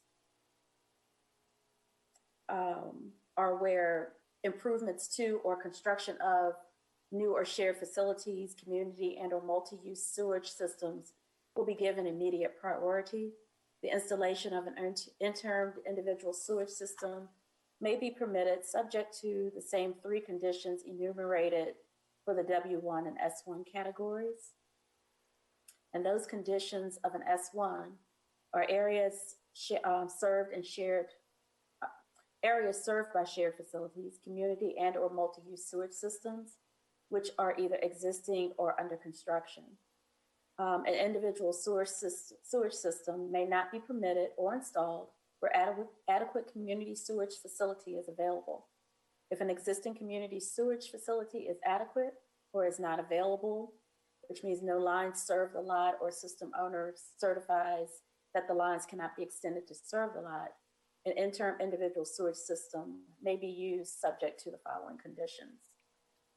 And those conditions of the S1 are such interim systems judged by the Calvert County Health Department to be adequate and in compliance with the pertinent state and local regulations, including minimum lot ownership as set forth in COMAR 2604-0303. Permits for such interim systems shall bear a notice regarding the interim nature of the permit and stating that the connection to the future community system shall be made within 1 year or less after each system becomes available. If the interim systems are used, provisions shall be made whenever possible to locate such systems so as to permit connection to the public facilities in an economical and convenient manner. So the conditions of W1 are basically almost the same as the S1, so I won't go over those again, but it's basically almost the same conditions. The property description is tax map 24, parcel 655. The addresses, there are 3 parcels, lots 1 through 3, known as the Patrick Pierce subdivision, and that was recorded in 1988. The addresses range from 2470 to 2490 Holloway Point Road. The property is currently zoned rural commercial. The 3 lots total 3 acres, and there are 2 vacant lots. 1 lot is improved with an existing building and is assessed as a commercial use by the State Department of Assessments and Taxation. Here we have the property location. The property is located almost directly across the street from the Barstow Post Office, and the entrance to the improved property is across from Stafford Road. It's currently, at this time, it does not have water connected to it. It shows in this map here. And there is no sewage service also, as shown in this map here by the red star. So with this property location, you can see the site If you notice that there is a red line running against the property there, that is a sewage line there, but it is dedicated to the industrial park. And we also tonight have Andrew Hipsky from Water and Sewer. We have Carrie Dull, Director of Public Works, and we have J.R. Cosgrove, Capital Projects, and we also have Dan Kelsch representing the owner tonight. So if you have any questions, feel free to ask those. Potential means to serve this property at this time. If you see the green markings on this map here, it shows the possible connection to the property. They are unable to connect to the system running down beside the property due to it being dedicated to another property. So our next steps for this is the staff recommends that the Planning Commission review and discuss the application. And if you are in favor of proceeding, direct us to go on and schedule the joint public hearing with the Board of County Commissioners. So at this time, I will turn it over to you all if you have any questions of me or any of Public Works and Water and Sewer staff. Tamara, thank you. Good presentation. Thank you very much. Planning Commissioners, do we have any questions? I'm sure we do. Thank you, Mr. Chairman. It was stated that this is a dedicated line, the sewage line that crosses in front of the property. Is that the line we're going to use? Is there access to that, or is there a different line, or where does the sewer come from? This is Dan Kelsch. I'm representing the owners of the property. The red line that ran across the front is the dedicated line to the industrial park, so we're not allowed to tap into that. Okay. The green line that you saw in the sketch, it would be a common line that served all three of the lots and would go underneath 231 and tie into the force main parallel to the county industrial park line as well. Thank you so much, Dan. So I know, just for a topic of conversation, one of the concerns with this is that 231 on its best day is a nightmare, to say the least. And there should be, and at some point will be, reconstruction of that.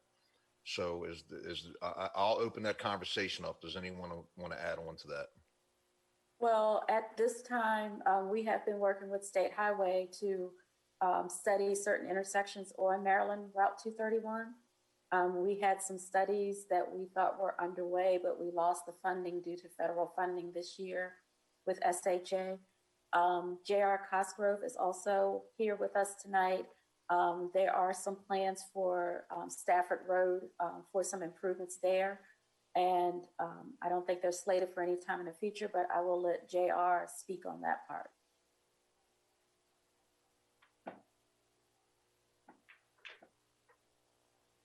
J.R., are you still here? I think he left you hanging, Tamara.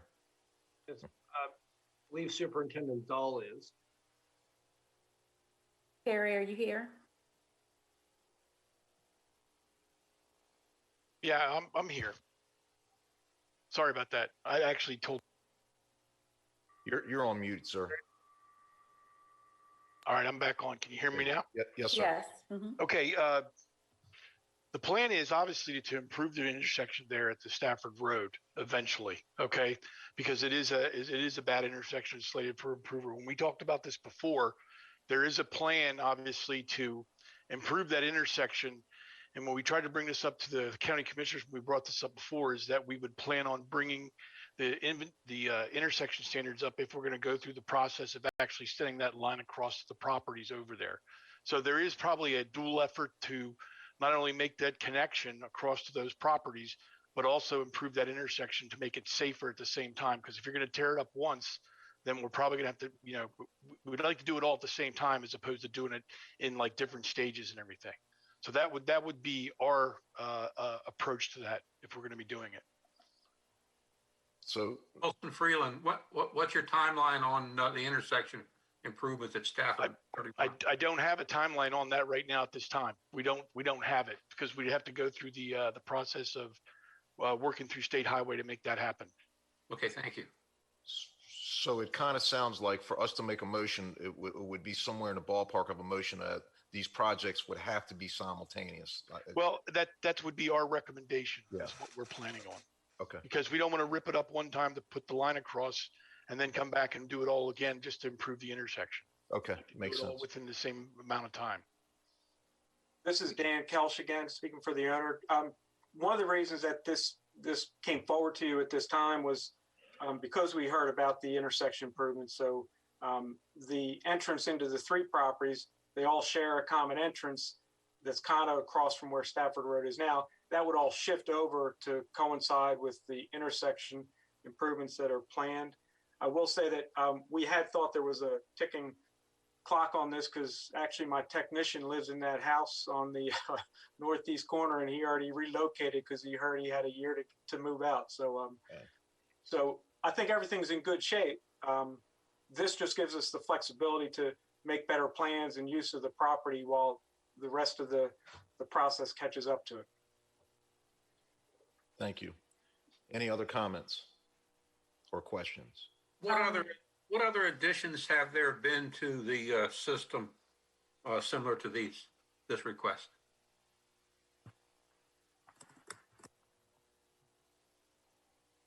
I have not had any other requests for this area.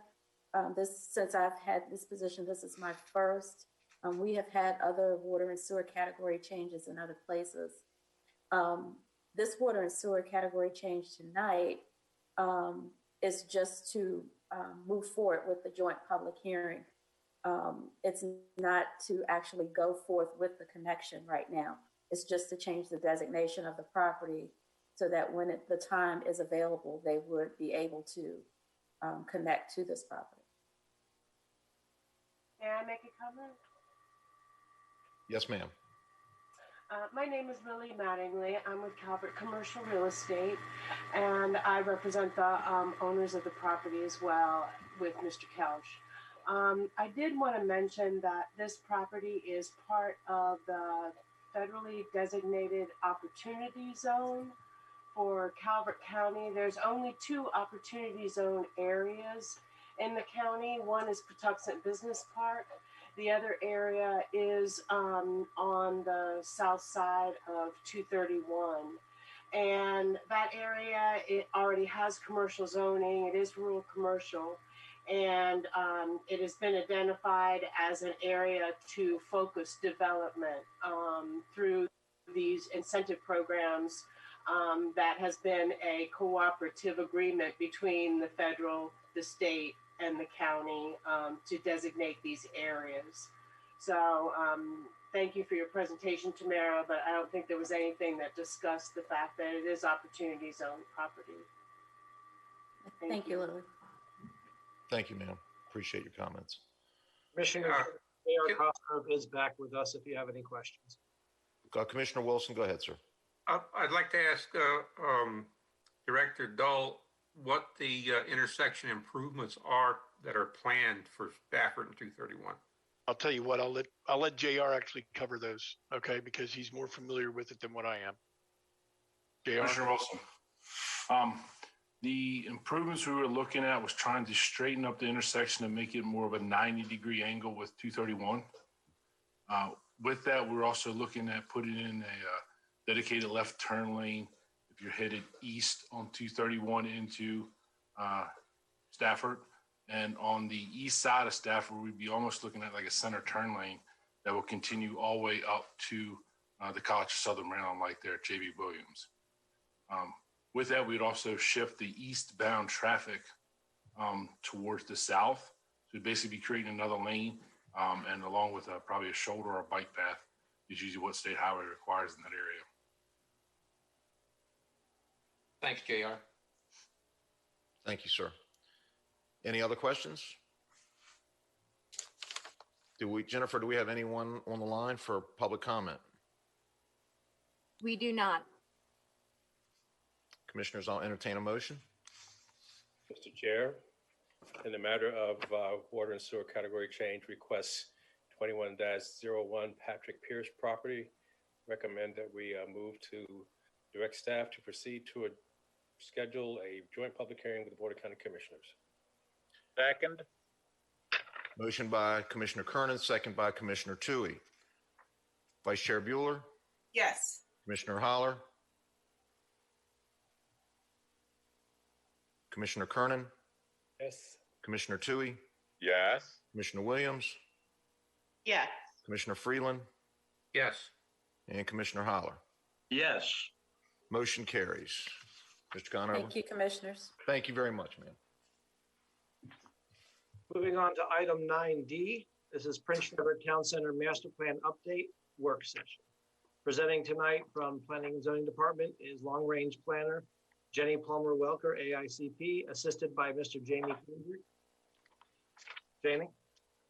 Good evening, Commissioners. My name's Jenny Plummer Welker, Long Range Planner with Planning and Zoning. I'd also like to recognize the Long Range Planning team that is on tonight's meeting.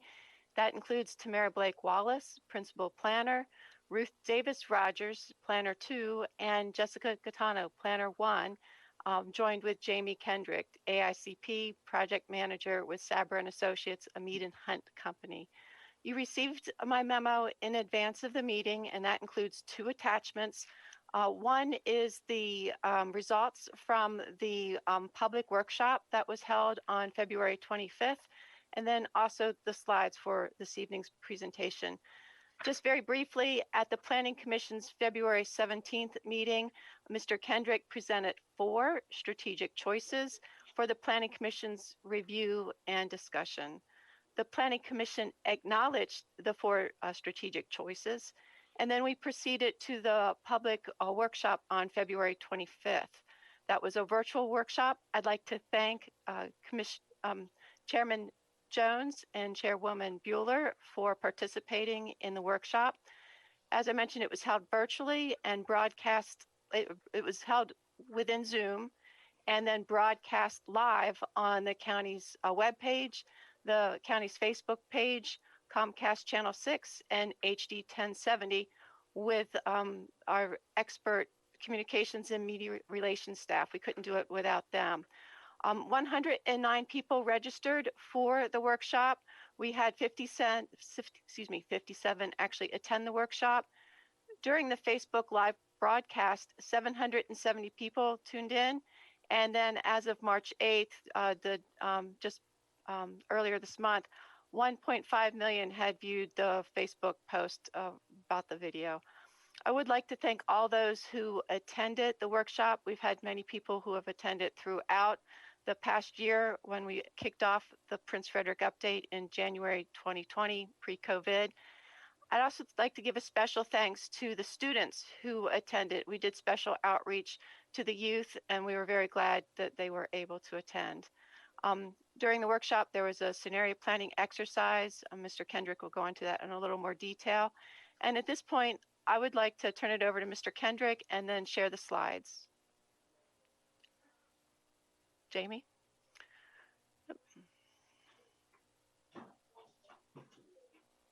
There we go. Good evening. I'm glad to be back. Hopefully in the next month or 2, I'll be able to come down and actually do this in person. Hopefully things are starting to look up. I noticed that Calvert's vaccination program has gone very well. Congratulations on that. There were some really relevant discussions tonight on the commission agenda to the Prince Frederick Town Center Master Plan, the Pavilion Project Site Plan, the demo permit for County Office Building, and then that last discussion on water sewer, I think may provide some insights into some of the discussion we'll have tonight. So, Jenny, let's see. Oh, I thought you were going to do this. We're going to talk about the next step from the preferred land to get to the preferred land use scenario, transportation impacts, and then some of the related policy and planning tools that we are talking about at this moment internally, or now externally, I guess. Next slide. This is the calendar you've seen. Slowly but surely, that gold star on the left is moving down, and I think by the late spring or late spring, you'll have a draft plan to review. I don't recall the exact dates. Could be the next planning commission meeting. Jenny, shake your head, yes or no? Or maybe. That was a definite maybe, she said. So I just wanted to kind of get into the substance. To start with a quick reminder of where we were. Next slide. At our last meeting on this, Jenny mentioned the strategic choices, and it's kind of a preamble to. This is kind of a preamble to the next one. So we can set a vision for Prince Frederick in the town center master plan, but the best plans are ones that at least identify some choices and make them clear, and then hopefully make those choices and seek to align those choices and the desired outcomes with the tools that we use to achieve them. So, the comp plan from 2019 said, quite clearly, and I think we all agree that county's done a great job on the ag pres side of things, but it hasn't necessarily translated onto the town center side. And so we need to spend some time now working on the implementation plan and framework to achieve the vision for the town centers. We're not going to be able to do everything everywhere, and not everybody is going to end up perfectly situated from a kind of policy perspective at the end of this, but we're going to try and make a good run at it and see where we can end up. So the next, before I go and remind you of the strategic choices, somebody had sent in a couple of questions to either to the chairman or to Jenny, asking for some clarification on what does that mean? What do some of those clauses mean in the strategic, in that preamble? And I think probably the best way to look at it is what don't they mean? So on the next slide, we really, as the consultant team, we feel like it's our job to present to you a real plan with real choices, real opportunities for teeth. You all can tell us thanks, but no thanks, but we're going to lay out some choices for you all. So we are not going to present to you as the consultant team kind of a platitudes plan that kind of nibbles around the edges and avoids difficult issues. The staff will temper us. You all will obviously make some decisions, but we would encourage you to not do a platitudes kind of plan. There's a balance to be struck in terms of who funds what improvement or amenity. That government can't do everything by the same token. So again, making some choices and in the process is reflective of those two things. And then, a plan doesn't sprinkle and spread everything kind of even like peanut butter on a sandwich. You make some choices about where the most important investments are, and you pursue those. So just to, hopefully what I will share with you tonight in the next, from the next slide, please, is our recommendations at this point that can be directly tied back to these 4 strategic choices. And like I said, in the end, we're your consultants. So you will push us and the staff team in a direction, and we will follow that. But at this point, we're putting our best foot forward. And I think we have, and I hope that the community sees that what we're going to present tonight is reflective of what we've heard from them. Now, we heard a lot of competing things, I must say. So at a certain point, we have to kind of filter some of that through and see what makes sense. So at the workshop on February 25th, we had, as Jenny indicated, a kind of a Minecraft for adults kind of exercise. And, the purpose of that exercise was not to place precise kind of dots on the map to show, where development must and must not occur. Next couple of slides, Jenny. But to try and use that as a platform for teasing out some more issues of importance. Where should the growth occur? Where should we kind of take the foot off the gas, if you will? What are the important things to happen as part of the development process? So I just kind of point out 3 that struck me from the workshop, and I'll actually start from the bottom. That we've got the sense that despite the long-time desire to try and make Maryland 2.4 the kind of for want of a better term, the main street of Prince Frederick, the focal point and orient everything towards 2-4. Unfortunately, especially after the widening that State Highway just did, that ship kind of sailed. And there weren't a lot of streetscape improvements as part of it that really would have made the focal point, kind of frontage improvements and such. And so kind of as we think about kind of the way to orient the land use part of the plan, that orienting everything towards Maryland 2-4 is probably, didn't seem realistic anymore. And that the idea of literally building a bridge over 2-4 for pedestrians just didn't seem to, carry much desire at this point.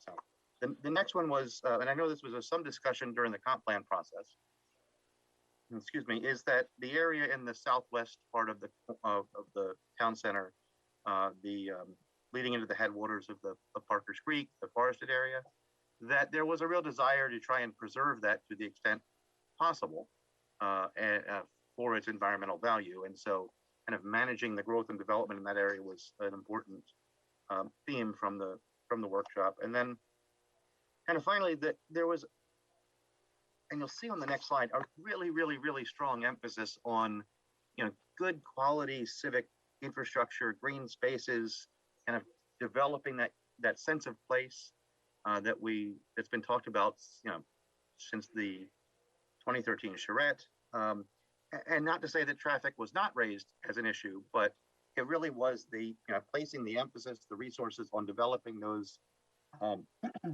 green spaces and civic infrastructure, as an offset to what might end up being kind of higher, slightly higher density in certain places. So on the next slide, just a couple of examples of our Minecraft for adults, or Roblox, or whichever your preferred game is for your teenager. On the right-hand side of the screen, you see some kind of squares with holes in the middle. And I think that was that work group's way of saying, if we're going to have a kind of a higher density or more mixed use area, we want it to have some type of organization to it that is focused around, a civic space, and not just kind of a massive development stuck in that part of town. And then you kind of see the same thing in the center parcel too, just this, again, the strong expression of interest in kind of quality public spaces incorporated into developments. It was an abstract exercise. It was an opportunity to tease out issues. It was not intended to kind of place specific units of growth in specific areas and kind of hold to that. We just used as an opportunity to tease out some issues. So next slide, next two slides. These are the land, whoops, back up, yep. These are the land use concepts that we showed you last month and shared with the community.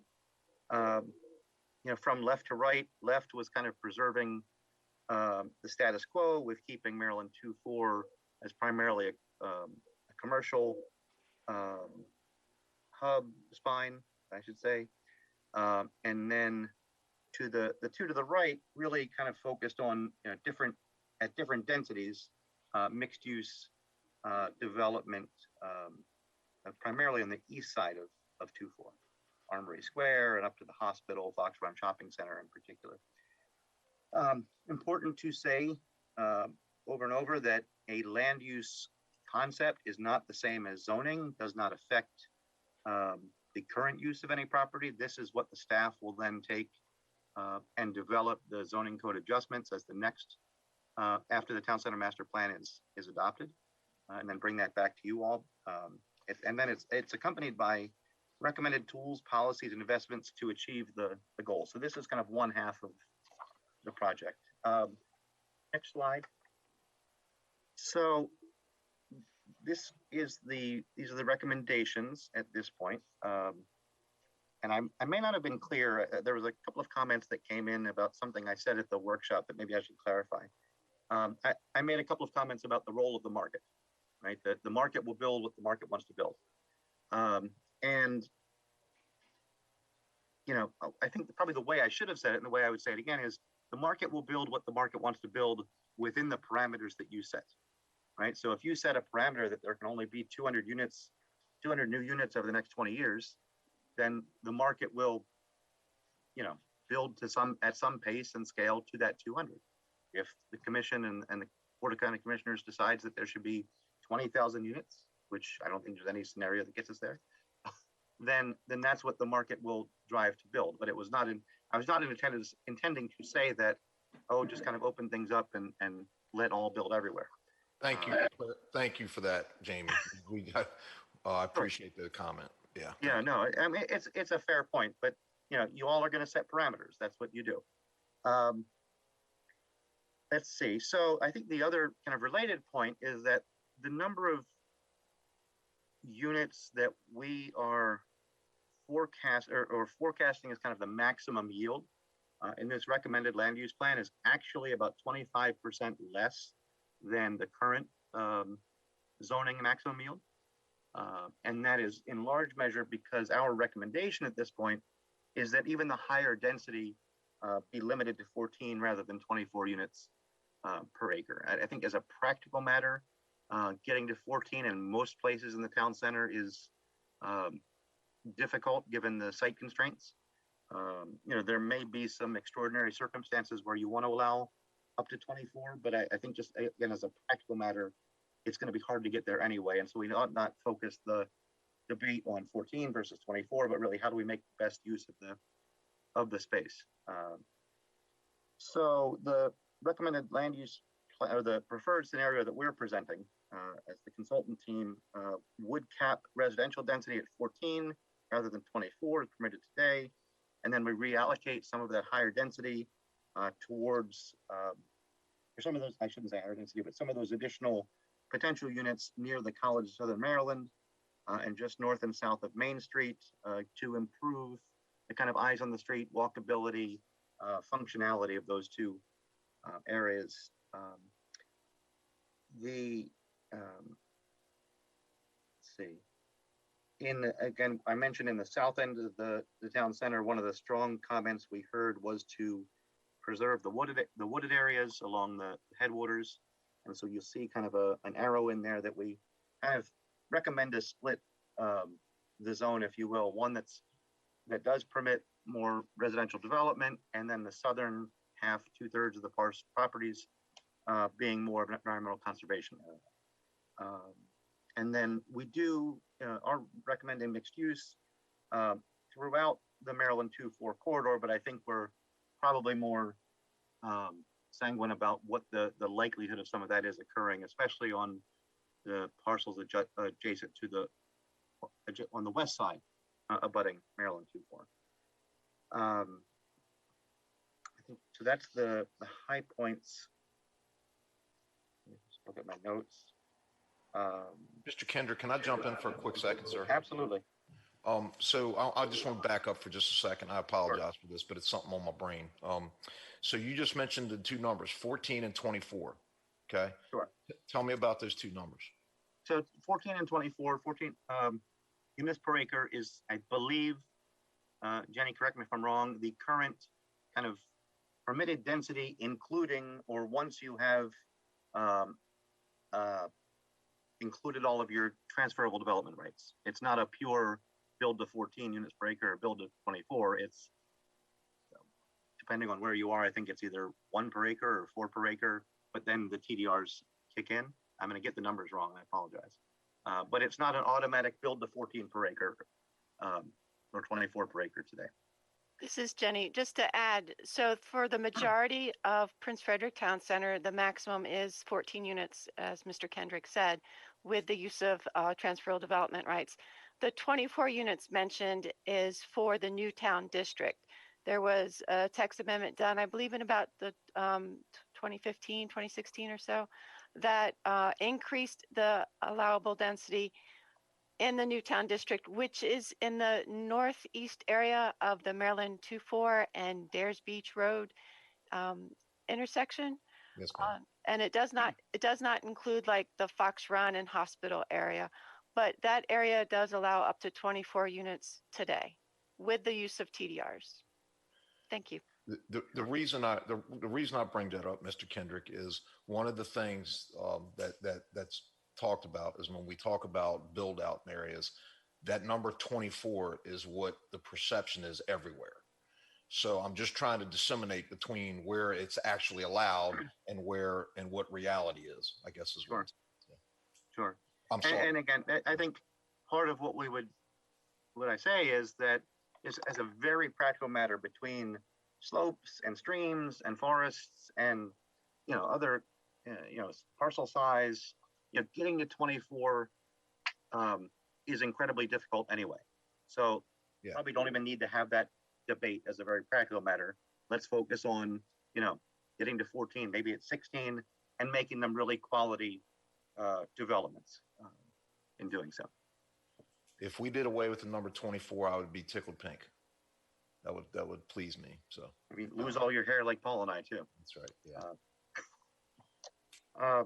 I would also say Jenny mentioned the development districts, is that we are recommending at this point that the formal development district, I think there's 8 or 9 today, that construct go away. There really were not huge distinctions among many of them, and probably just caused in some cases more confusion, lack of predictability in what you would get in the end. So we are suggesting that 8 development districts kind of go away. That's not to say there won't be kind of categories and stipulations and ultimately the way things play out, but we felt like the development district construct didn't really work anymore. Okay. And then maybe to get to your next point, next slide, kind of, so what does 14 potentially look like? What does kind of neighborhood commercial look like? What does a senior housing look like? And these are just some images of what those development looks like in other more suburban rural parts of the state. So in the upper right-hand corner is where it says town scale. That is actually out in Frederick County,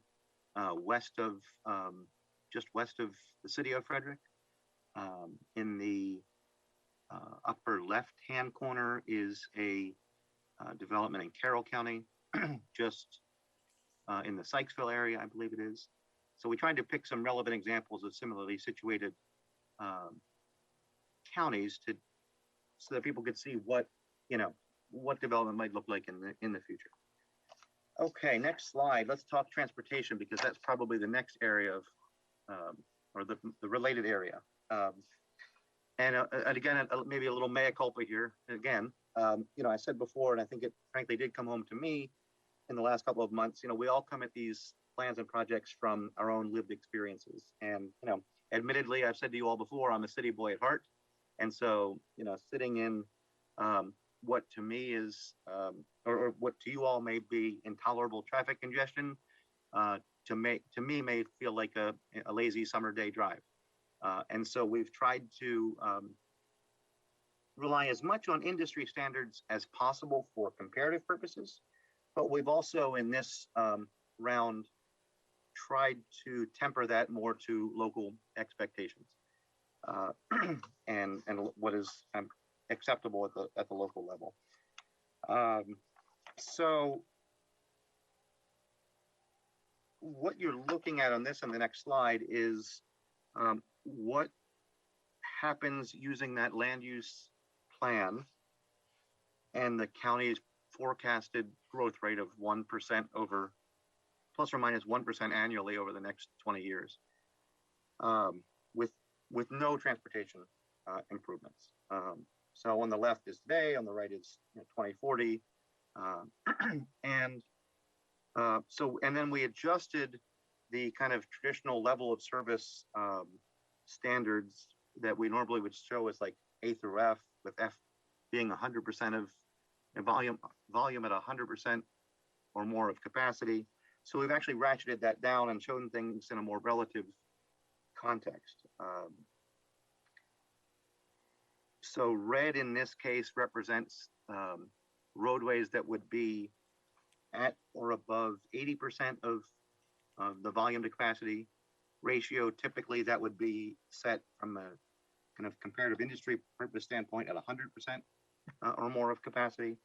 The kind of orange yellow is between 50% and 80% of capacity, and the green is at less than 50% capacity in 2040.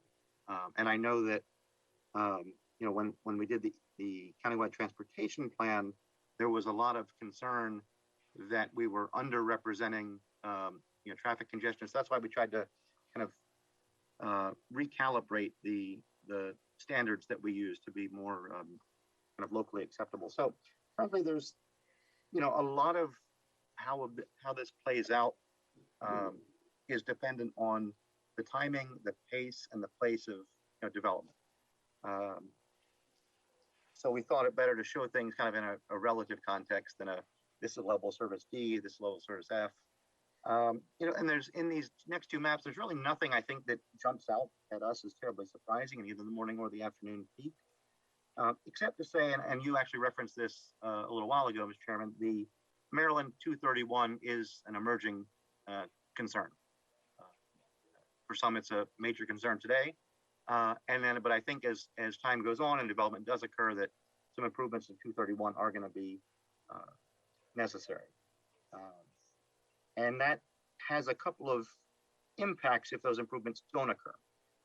Most of I shouldn't say most, a good chunk of the traffic that is on 231 is coming from or bound for Charles County, going over the bridge. It is not necessarily local traffic. And they may be coming into town center, but actually a good chunk of them are actually kind of heading south down towards Solomons and towards Pax River, rather than trying to weave their way through St. Mary's County to get there. That was some of the analysis that we showed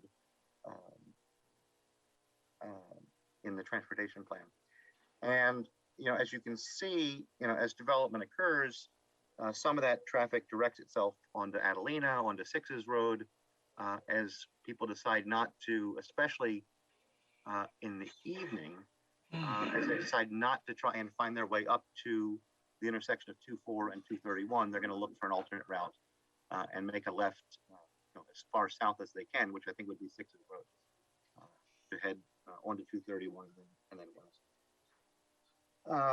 And then so certainly any development that occurs in that kind of quadrant near the college is going to want to seek an alternate route to go north in particular, rather than fighting their way across 231 and through the intersection at 24 to go north. So if we go to the next, just skip ahead to the proposed new and improved roadway links.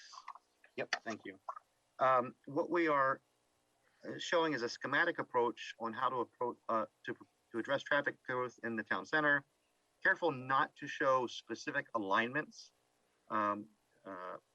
but for example, go back if you would. There we go. But for example, in the area north of the college, we think there's going to be a need for a path out towards Stokely Road, as well as a path east connecting to Dares Beach. If you just were to do the kind of current concepts that are talked about with an extension of Dares Beach into the kind of College Station area, you're just putting more traffic in the intersection that's the most stressed, which is Dares Beach at 24. And so a path to the north, a road to the north to get up to Stokely Road to avoid the heart of those intersections becomes a very important tool to manage some of that traffic congestion. So on the in the northeast part of the town center, at this moment, again, we tried to not recommend a specific alignment, but we think that an alignment that hews closer to Fox Run Shopping Center and the hospital, rather than a alignment that loops kind of out and through the wooded areas, is probably the best bet. It meets the traffic need. It preserves the environmental area, the stream valley, the forested area.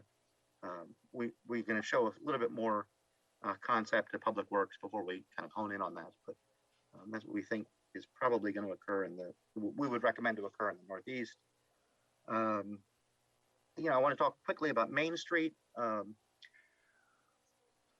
that we think that the county office building rebuild really could be the backbone of redevelopment or strengthening of Main Street. It's a kind of a once in a generation opportunity.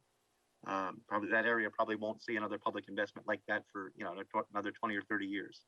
So this is the opportunity to not only build a county office building, but to make the streetscape right, to create those civic spaces and civic plazas in the Main Street area that are really strongly desired. So we'd encourage you all to think about that.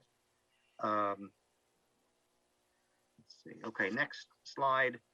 On the bicycle pedestrian facilities network, it should say, we are working on this through the Bikeways grant that the county received. And so this is just a very quick sketch, but I think the bike and ped recommendations are going to be in two categories. One would be specific facilities to be built, and the other would be kind of changes to design standards, that would enhance the street experience. Maybe wider sidewalks in certain places, build two lines rather than setbacks in certain areas, etc. So moving on, this is, I think, where we get to the fun part, based on some feedback we received so far. We talked about the next couple of slides about the TDR program, and I'm conscious of the work that the TDR committee did and presented to the Board of Commissioners a few weeks ago, but we think that our recommendation at this point dovetails quite well, is that there needs to be a location efficiency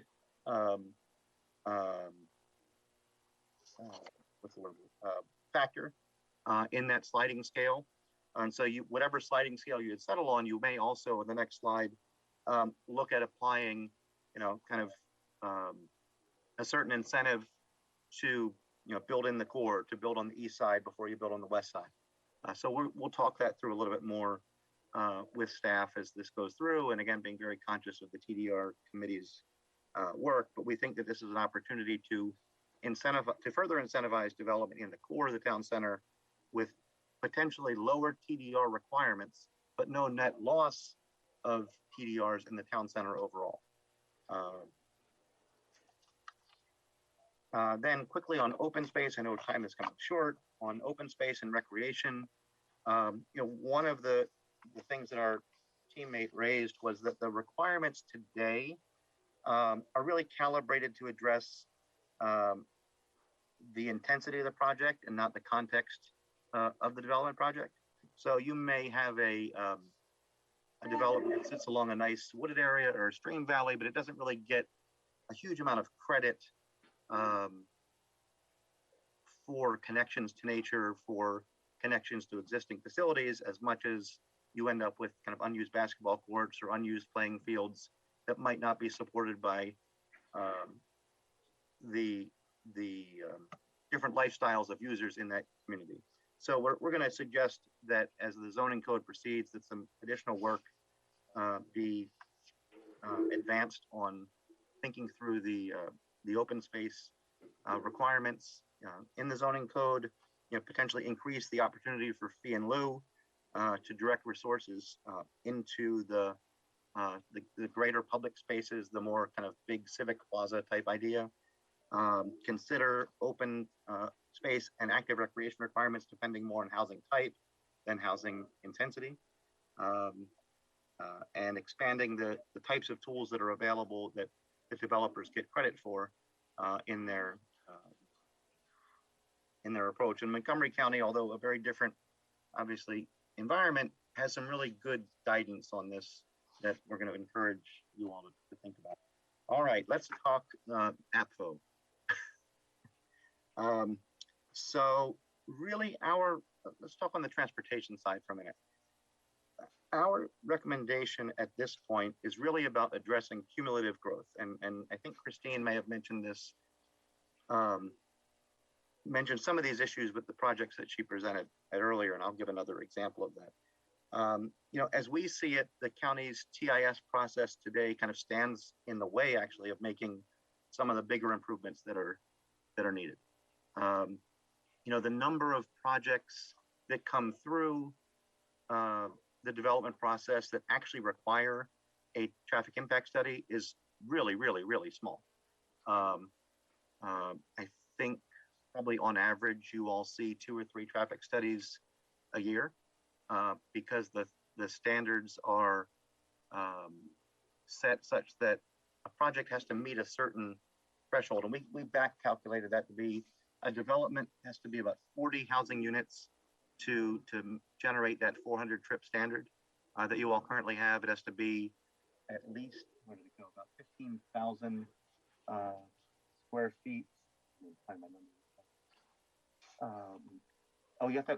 So 30, about 40 dwelling units that are single family attached, or detached, excuse me, and about 65 townhomes or apartments to hit the standard for needing a traffic study. So you have, for example, and then 1,000 square feet or more of the commercial retail, 14,000 square feet of office. So if you take the pavilion example that you looked at earlier in the evening, that project required a traffic impact study. The project next door, and I don't know exactly where it is in the process, the bank also has a traffic impact that is, it's incremental, but it's there. They are not, for want of a better term, accountable for any of their traffic impact. And so there has to be a more kind of equitable, rational process for dealing with the incremental, the cumulative growth over time in town centers, because you're simply, in our view, kind of playing ping pong. I will never forget one of my first traffic impact study panels in a previous job. We were looking at a certain intersection. One week we were looking at a Walgreens on the northeast corner, and my mind was all over the place. I came back 3 weeks later for the next panel, and we were looking at a CVS on the catty corner to that. I said, well, didn't we just consider the traffic impact on this project, on this pharmacy? No, that was the Walgreens.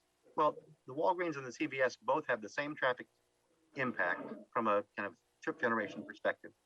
And we forced them, because of a certain kind of size standard, to do the exact same traffic study within 3 months of each other, right?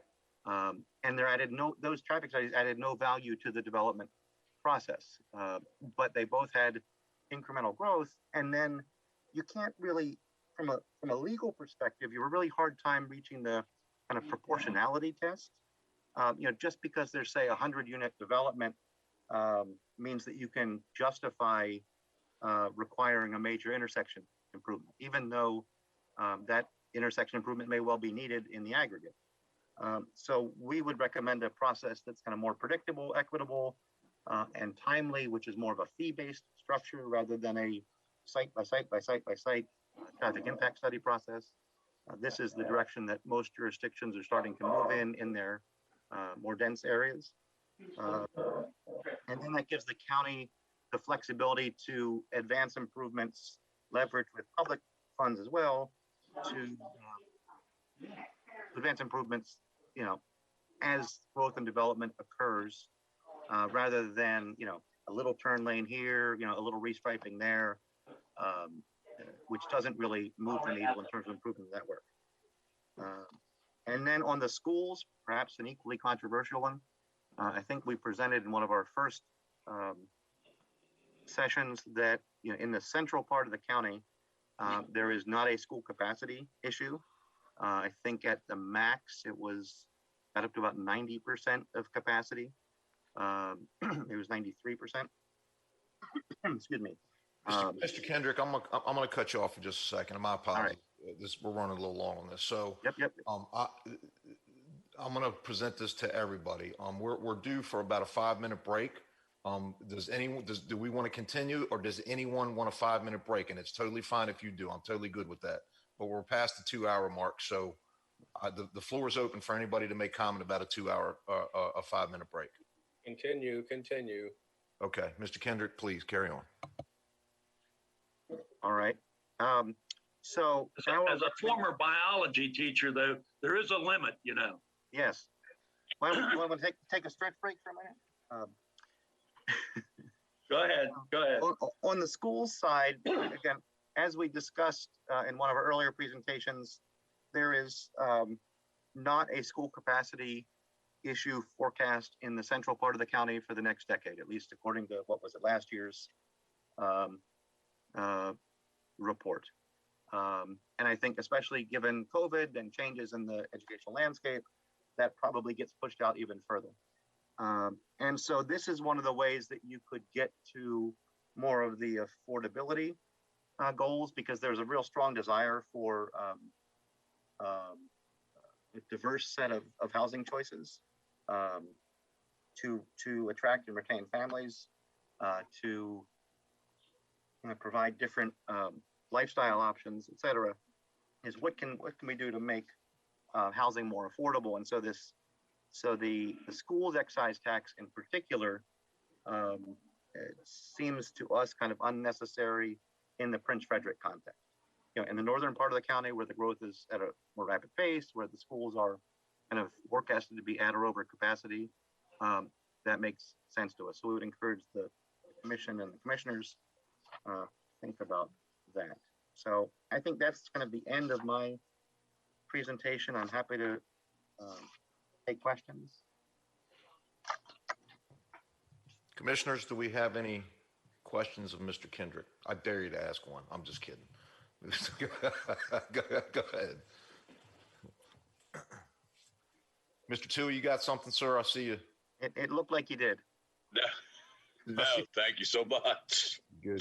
Mr. Kendrick, I challenge anybody to you'll beat somebody in submission with talking to them. For me? I could talk a dog off a meat wagon. No, good job, sir. We appreciate you. I believe I need a motion for this. If I could interrupt just one. Please, I've got like a 2-sentence wrap up. Okay. In addition to the next steps that you see on the board, what we are looking for, in addition to your acknowledgement, is that we're planning a public meeting on March 31st to present the preferred scenario. We are going to invite people to register for that on Zoom, and they are welcome to watch live on the various county channels I mentioned earlier in this meeting. And we'll be posting details for registration by the end of this week, by Friday. So that's all I'd like to add. Thank you. Jenny, thank you so much. And my apologies. I didn't want to cut you off. I'm sorry. And Mr. thank you. Chairman. And Mr. Kendrick, thank you. I was just teasing you. So, but thank you. I get that response often. Yes. Okay. I have a quick question about the traffic impact studies. So when will they be done? So what we showed tonight was the I didn't actually say this clearly. What we showed tonight was the cumulative impact of all of the reasonably forecasted development, meaning at that 1% annual growth rate for population and households in the county over the next 20 years. So what you saw was after 12.5% growth over 12 years, or 20 years, excuse me, that's what traffic looks like, right? And so you're effectively, and then if you marry that to the improvements, we will run another model that shows kind of what things look like on the back end. If you marry the forecast with the proposed improvements, you've effectively, for a small area, done a transportation plan that, if there's another, Jenny, can I share my screen? Because I feel like I'm not doing a great job on this. And Commissioner, I'll be quick. Is that permission granted? Yes, please.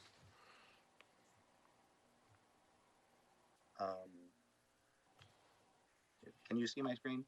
No, sir. Okay, great. Bear with me. Here we go. Okay. Now? Yes.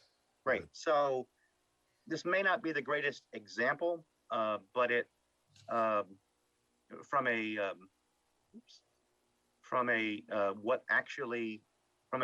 physical. Let me stop. This is marketplace, right? Just opposite Marketplace is the area you discussed. And I think this is the Pavilion property here. So, this is how Marketplace developed. Now, in the beginning, the developer made the right of way and the base for Prince Frederick Boulevard South, and kind of paid his kind of fair share, if you will. But now, as you go kind of farther south, I don't know how to. Here we go. You're having all these little infill developments occurring that are getting the benefit of that Marketplace investment initially, without having to make any kind of contribution to traffic management. This one is, let me see if this still comes through. The Chick-fil-A there, here we go. 560 daily trips. When the Chick-fil-A replaced, the Panda Express, 561 daily trips. The Chick-fil-A, 2,300 daily trips.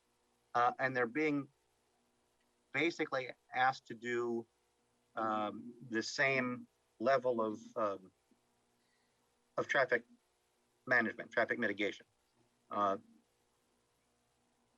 We think there's a better way. And frankly, how much do you gain by having, Chick-fil-A and Panda Express do a traffic impact study within a year of each other? Right? You can reasonably forecast what is going to happen, in this area or up in this area where you talked about with the pavilion tonight. There will be, over the course of 20 years, additional properties that develop, right? Does it make sense for the Chevy Chase, the Chase Bank to do a traffic study followed by the pavilion, followed by whatever happens on this parcel, by this parcel? No, what matters is the cumulative growth that's going to occur in an area. And you're just kind of like shifting things around without making a real impact when you have site by site by site studies. Does that help, Commissioner Bueller? I guess my question would be, so when do you make the decision about when you're going to do a comprehensive study? So what I would say is that through this plan that we are working through the town center master plan, you would essentially set, I can unshare my screen. You would essentially set the transportation plan. We will have forecast the number of trips. We will have forecast, kind of generally speaking, which quadrants they will occur in through this process. And we will have aggregated all of that so that you could have some, can somebody share my screen? So that you don't need to do a site-by-site study once you've agreed on a growth pattern for the town center and a maximum number of units and an anticipated build-out schedule. You will have effectively done that through the forecasting that we're giving you in the town center process. Maria, Commissioner Bueller, can I add something to tag onto your comment? Sure. So I think it's one thing to do a traffic plan, or we've done these studies. And I'm speaking as Steve Jones, the citizen of Calvert County. I sit in traffic on Route 4 in Prince Frederick, and I sit in traffic on 231. And I think it's safe to say that traffic's bad, right? And my concern is that, okay, so we do this comprehensive study and we're not piecemealing those studies. To me, to piecemeal it, like we do a comprehensive study, and then when there's an additional area, let's just say a small shopping center, whatever it is, and we're not going to do another piece. We're not adding to that comprehensive study. So it would take an entire new comprehensive study. Am I? So maybe the piece that I'm not articulating clearly is that new piece that one development, the Chick-fil-A comes in. You can, or the Panda Express, or a new auto dealership, or whatever. Yes. Those are, or 74 units or 12 units of housing. Those are all part of the underlying traffic forecast that we showed. Jenny, could you go back to slide the traffic slide. So it's like 17 or 18 maybe. Yep, there we go. So what we're looking at is without any improvements. So when you take, we'll go back one more to the land use plan. Excuse me. So we have basically added up all of the trips that could occur out of the recommended land use plan. You know, in the northwest quadrant, it could be, 320 odd houses. Some are apartments, some are, single family detached, and built a model that shows you residential, commercial, institutional, what the likely aggregate trip generation is, right? So when that next project comes in, when the next pavilion comes in, or the next Chase Bank or the next Panda Express, that's already baked in. We don't know maybe their left turn or right turn out of the site, but we know what the network impact is. Excuse me, of the 2,300 trips added by the Chick-fil-A. That's already baked in. So we know, for example, in the northwest quadrant where I talked about a minute ago, coming out of the kind of College Station area, that as that development is built, you need both a northern exit and an eastern exit. Now, whose responsibility is it to build those roads? Some would say it's 100% the developer's responsibility. I'm not going to get into that discussion, but we know now that as those developments occur incrementally, if a northern extension to Stokely Road doesn't occur, you will have more of a problem. I agree. You will have more of a problem to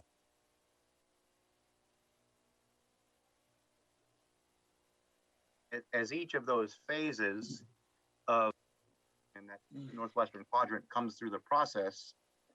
And frankly, there's an incentive to the developer to keep his number of units underneath your threshold. So if a developer comes in with 34 units, I'm picking on developers. If a developer comes in at 34 units and doesn't hit that 400 trips per day threshold, he's off the hook, right? He doesn't have to do a traffic study. All right, so we've kind of baked it in for them now under our, and then he pays a fee and he moves on, right? He knows coming in what that fee is, right? He builds it into the cost of the housing unit he's developing, but he's not expected to build the entirety of that road. Does that make sense? Like you said, I could talk a long time. It does. What I understand what you're saying. I think the difference is, and this back to my point, and I'm not trying to debate you, sir, because this is, I understand. There's a difference between a model and reality. And I think for me, I would like to see either we build upon, I understand what you're saying, that you're saying it's baked in, but I don't know how it can be baked in because we don't really know right now what everything's going to look like. I mean, I guess you could say you could use maybe the maximum possible amount of cars based on what we anticipate Calvert County will look like. There's a difference between what we think it's going to look like and what it's going to be like. And for me, I almost feel like the traffic issue is a major concern for everybody, every person on this board, every BOCC member. And I'm not, sir, I'm not holding you responsible for this. I'm just making a point that I would like a stronger commitment for a traffic study moving forward. That's my personal opinion. I think, I don't want to speak for Commissioner Bueller, but I think that probably that's maybe to her point a little bit as well.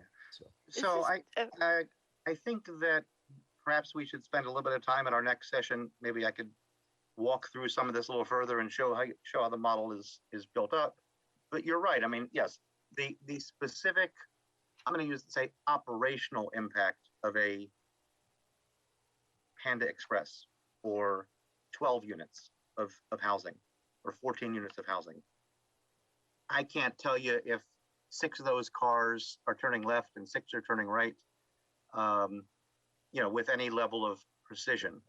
But we do know that once those cars get onto the network, right, onto 231, onto whatever it may be, that there's an impact to the network. Understood. This is Jenny. If I could add, for the master plan, we're not, the planning commission and the county commissioners are not deciding like we're going to move away from traffic impact analysis and studies. Yes, ma'am. And do it the way Mr. Kendrick has suggested. What it does is it sets up to consider that as a possibility and to explore it further. And during the actual zoning regulations changes, that's where it would come into effect. Okay. Yeah.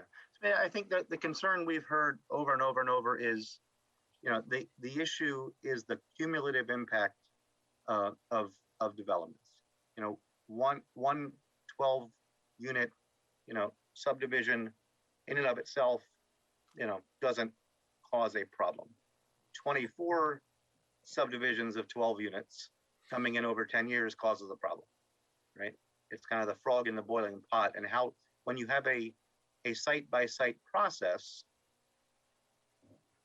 especially where the thresholds for what you even have to do for analysis, right? You, again, kind of a way to look at this is you have to build 40 single-family detached houses to even be required to do a traffic study in Calvert County today, right? How many 40-unit subdivisions have you seen in the past 10 years? You know, not the entirety of a say a College Station area, but actual site plan subdivision approvals, you know, come before you. And the answer is relatively few. So you got, today you have no way to capture that, no good way to capture that network impact. My opinion. Are you going to say something? Not here. Ms. Jen? Jenny, anything else, ma'am? I have nothing further. Thank you. Mr. Kendrick, is that, you good? I could talk some more. No, you're good. Thank you very much. So Jenny, you're looking for a motion that they acknowledge the preferred scenarios, the land use scenarios, is that correct? I believe that's what the memo states.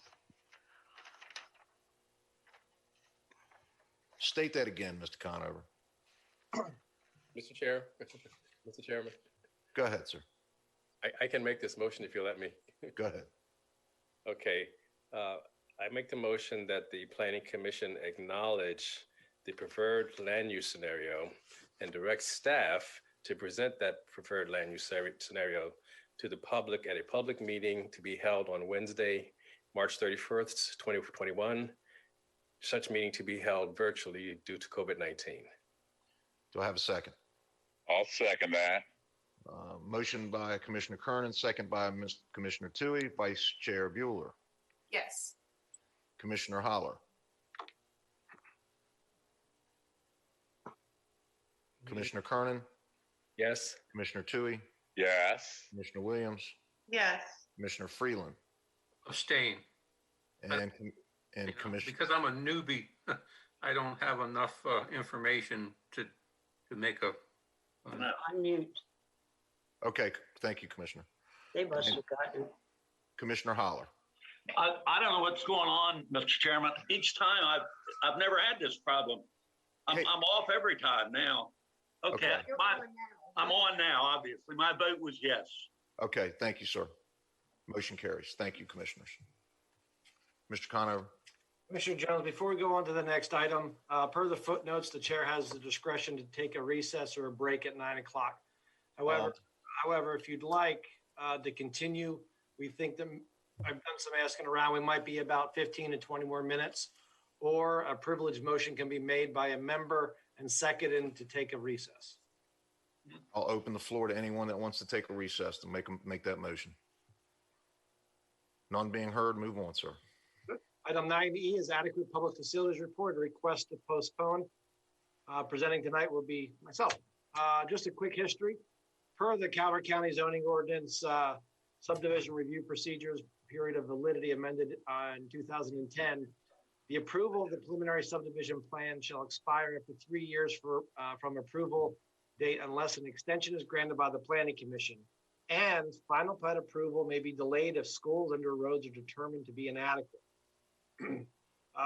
In section 7-1.05 in the adequate public facilities requirement and policies adopted by the Planning Commission titled Policies for Administrating Subdivision under Adequate Public Facilities Ordinance for School Capacity. So this brings it all around to the adequate public facilities. The APF regulations are a growth management tool that restricts development in areas where facilities are inadequate.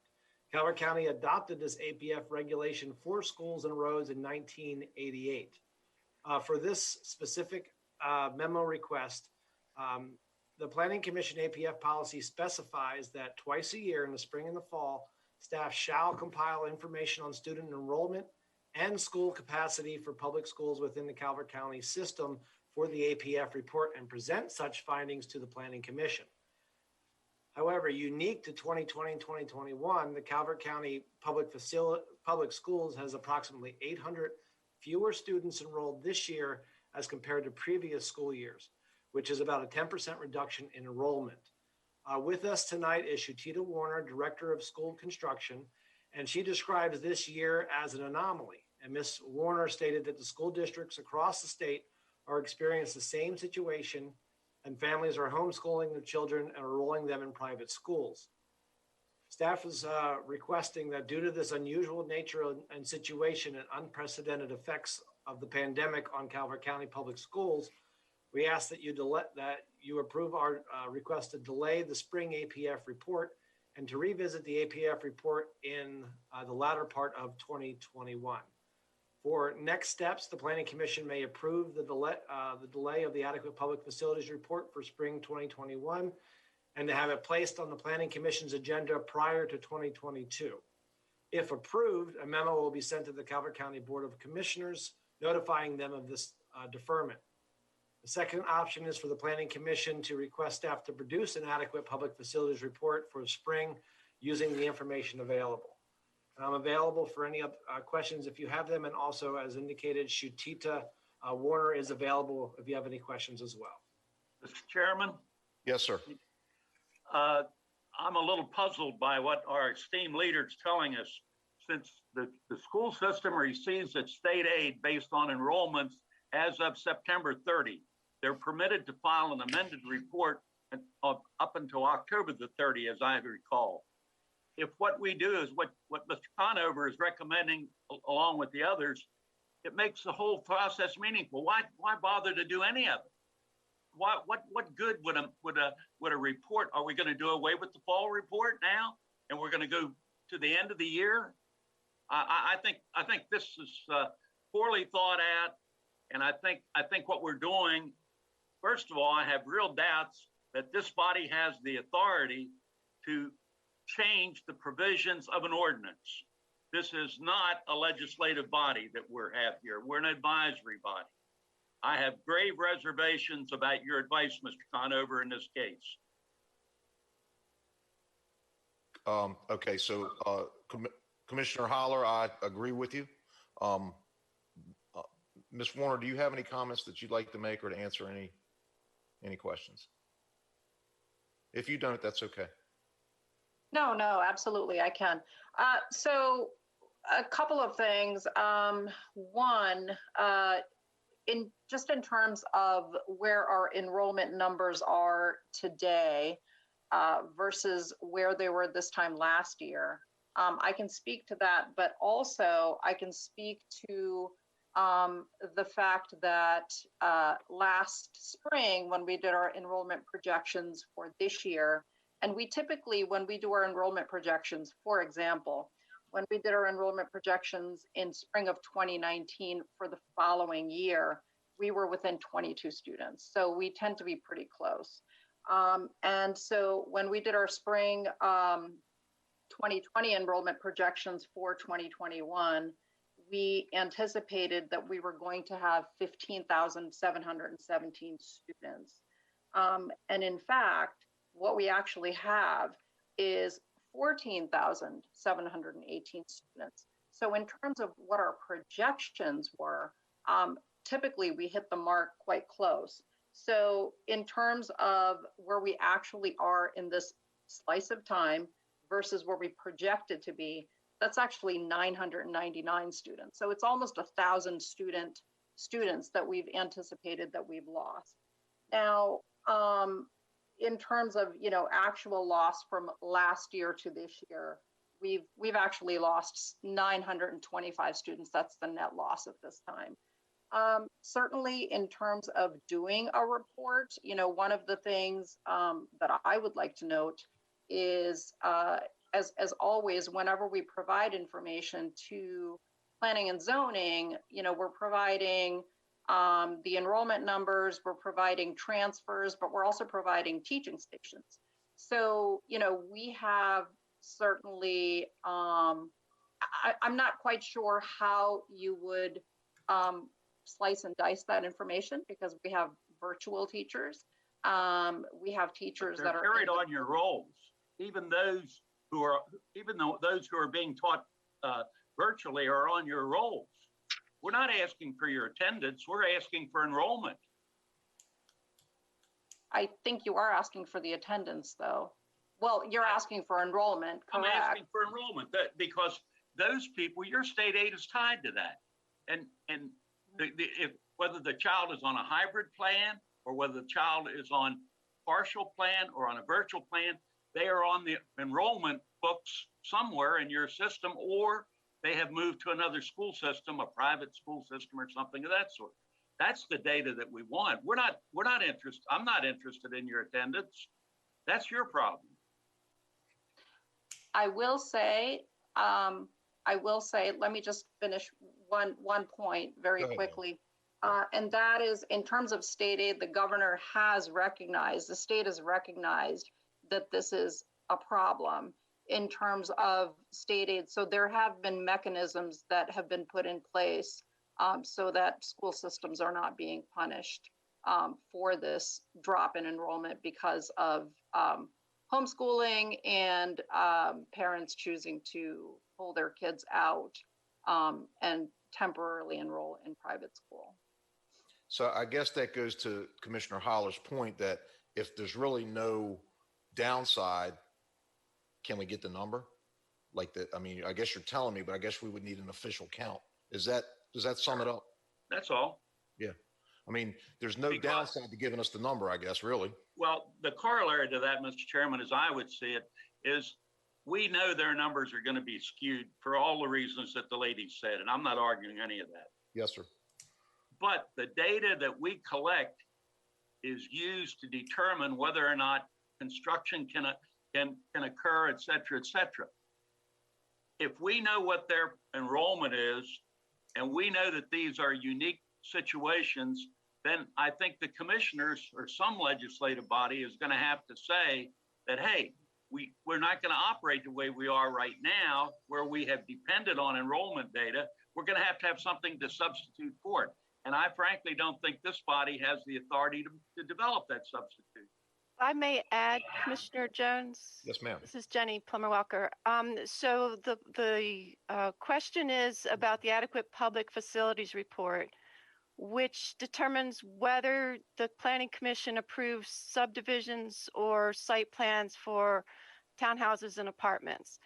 And so the other concerns that Dr. Holler raises are certainly concerns, but the topic is narrowed to the subdivision and site plan approvals. And at this point, from the November report, the only area of the county that is currently closed to subdivisions and the residential developments is the northern part. And I believe it's one of the elementary schools. I forget which one, but there's one elementary school. I'm sure it's Mount Harmony. I believe Mount Harmony, I believe that is correct. And so, and I believe Mr. Conover checked with his staff regarding if there's any subdivisions that are currently being held up due to the overcapacity. And I believe the answer is no, there are none. And so one thought is that if we did the report and this, and because of the strange COVID year and the enrollments are less, it may not have any impact at all on the approval of subdivisions because there's nothing in the line waiting. And even if it were waiting, there's the time clock of 6 years. So that's the narrow question.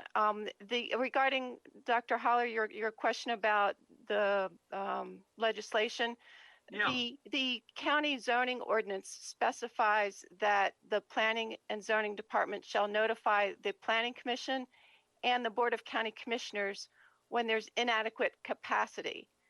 And it was a planning commission policy that the reports come out twice a year on April 1st, or report for April 1st and report for November 1st, rather than just, sporadically.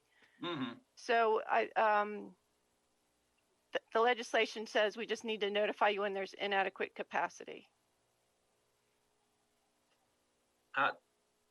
Well, we've been over the dilemma that I see, even through all of that, is the numbers are meaningless in the current context.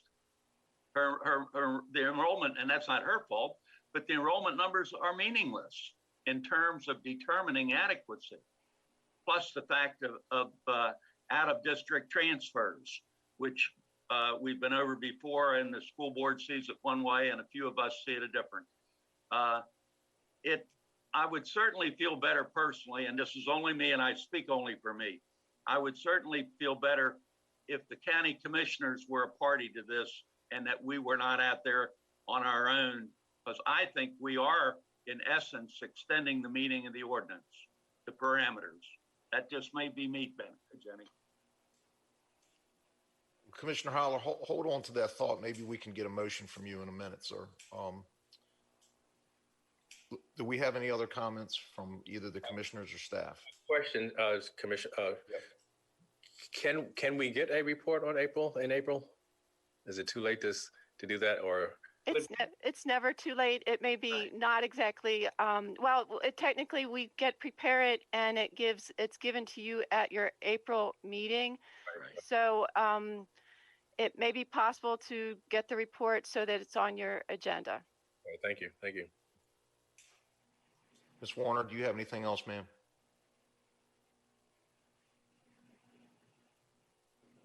No, I don't think so. I can certainly work with Jenny to see how we want to capture certain data that is typically captured for these reports, because it is a little bit different.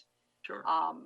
Because of the fact that we do have some hybrid, and then just it's kind of a difficult year.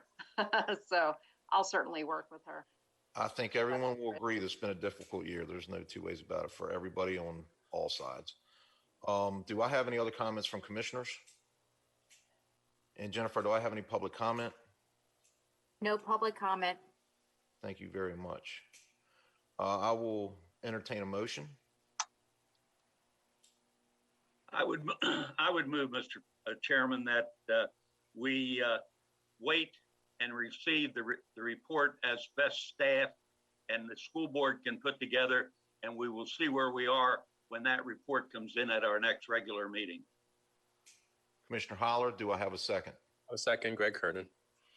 Commissioner Kernan, second. Vice Chair Bueller? Yes. Commissioner Holler? Yes. Commissioner Kernan? Yes. Commissioner Tui? No. Commissioner Williams? Yes. And Commissioner Freeland? Yes. Motion carries. Thank you, commissioners, very much. Mr. Conover? Last item under agenda topic 9 is 9F, Ethics Commission responses to the Planning Commission questions. On March 16th, I received a memo from the Ethics Commission chair and also responses to the 10 questions that the Planning Commission approved for submittal to the Ethics Commission. I did also receive confirmation that a member of the Ethics Commission will not be attending this meeting despite being invited. The Planning Commission may discuss the Ethics Commission responses and discuss next steps. The Ethics Commission chair did indicate in their memo that They are awaiting a response if you'd like to give one, and would be happy to speak with you after that. Commissioner Jones? Mr. Conover, so what they're stating is that if we have a question about their responses to the question we asked them, that they'll respond to that. Is that correct? Yeah, they wrote specifically, the Ethics Commission will await for any response or follow-up for the Planning Commission regarding the documented answers. Okay. Have all the planning commissioners had a chance to read the answers to all of the 10 questions? Has anyone not seen those? Okay. So does anyone have any comments about what's going on? I guess, do any of the commissioners have any comments that they'd like to make? I have a few, but does anyone have any concerns or issues or, and you know what, let me head the charge on this. So this whole issue came up with the commission. They asked us to fill a form out. If somebody was going to recuse themselves, they asked us to fill a form out. One, that was the first thing that occurred. And the second thing that occurred was we were under advice. I think maybe it came from Counselor Norris and not Mattingly that we needed to talk to the Ethics Commission if we were in an ethical quandary, if we had a question about ethics, that's who we needed to contact. What I have discovered is that it took us 30 days to get a response to the 10 questions we asked. We receive our packet 7 days ahead of a meeting. And if I have an ethical question to ask the Ethics Commission, there's no way that they can have a turnaround time inside of that 7-day window. Many of you know I'm a police officer. And I need legal advice sometimes in a minute, sometimes in 5, sometimes in 10, but never is it very rarely any more than 24 hours.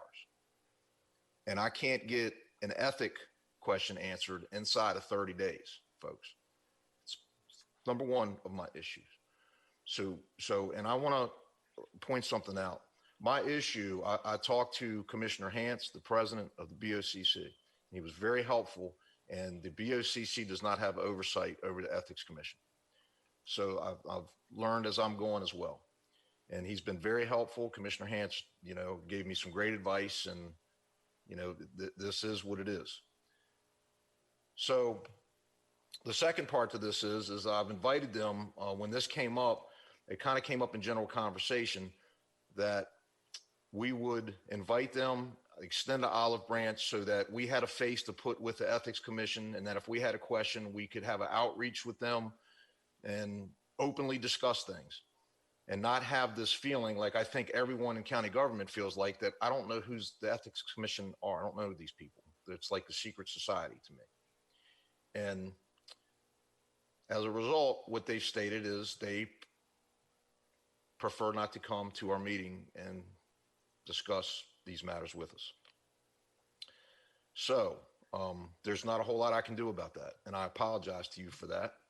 I did my best to get them to come to the table and for transparency and openness. And I feel like they let me down a little bit. However, maybe they have reasons I don't understand. So the questions that we have all been answered. And I don't know that we need to go through them one by one. You know what, Mr. Conover, can you read through them? Can you read through the Q&A for me? Because I want to make sure that everyone's question was answered to their satisfaction. And if it wasn't, we'll do a follow-up. I can, if you could give me a minute, I could probably put it up on the screen. Okay. So while we're talking about that, do I have any, does any of the commissioners have any comments or questions and I have to tell you all, I feel like right now what I'm being told is the Ethics Commission is not a preventative, but a punishment. So there's no way, to me, they cannot prevent me from making an ethical mistake. And they have advised us to not, we're being told as planning commissioners to seek their advice first and not legal counsel. They are forcing me and forcing you to have to go to legal counsel first because we have no other option. it's kind of a bigger deal than some of you, I think. But what I'm trying to tell you is we got two pieces of advice. One piece of advice was go to the Ethics Commission. The Ethics Commission says, I can't get to you for 30 days. So we're forced to do option B. Now, with that said, I'll follow the rules. I'll submit a question that I might have about myself or another member to the Ethics Commission. Go ahead, Greg, please. The other piece of advice was that we could not go to council or county council. Yeah. So, and I've talked to Mr. Mattingly about that. And I think I don't want to put words in your mouth, Mr. Mattingly, but the advice was, if you have a question, ask me. I'm your lawyer. Right. You're our lawyer. I shouldn't say my lawyer, And our lawyer. by the way, I mean, there's issues that are to come up that are exigent. I mean, we need answers right away. If I can't answer them, then we, I guess we put in a written opinion. But, we can't wait 30 days for a question that has to be answered tonight. Yeah. I have the questions directly for review. If you'd like them. Commissioner Jones? Yes, sir. Let me know when you can see them. Yep, got it. All right. Would you just like me to read off the question? Yes, sir. That's fine. Yep. Okay. Item 1 is, who is the point of contact with the Ethics Commission for individual Planning Commission members? The answer, the county liaison for the Ethics Commission is Ashley Staples Reed. You just want me to keep going? So let's talk about that. So Ashley is staff for the BOCC, correct? Yes. She's the lady you send your annual report to. So that's not the Ethics Commission. That is their financial disclosure forms. You have to submit those to her. Right. Okay. Right. So that's who we're submitting ethics questions to, or we're directing those to her. Yeah. She's a liaison. Okay. All right. Thank you. Question 2, are the members of the Ethics Commission ethics attorneys? Answer, Ethics Commission members are not required to be attorneys and do not serve as counsel to any county body or official. The Calvert County Code of Ethics specifies that each member of the Ethics Commission, number 1, is a resident of the county, 2, is not a candidate or elected official, 3, is not an employee or appointed official, 4, is not a lobbyist. Thank you, sir. Any questions, commissioners?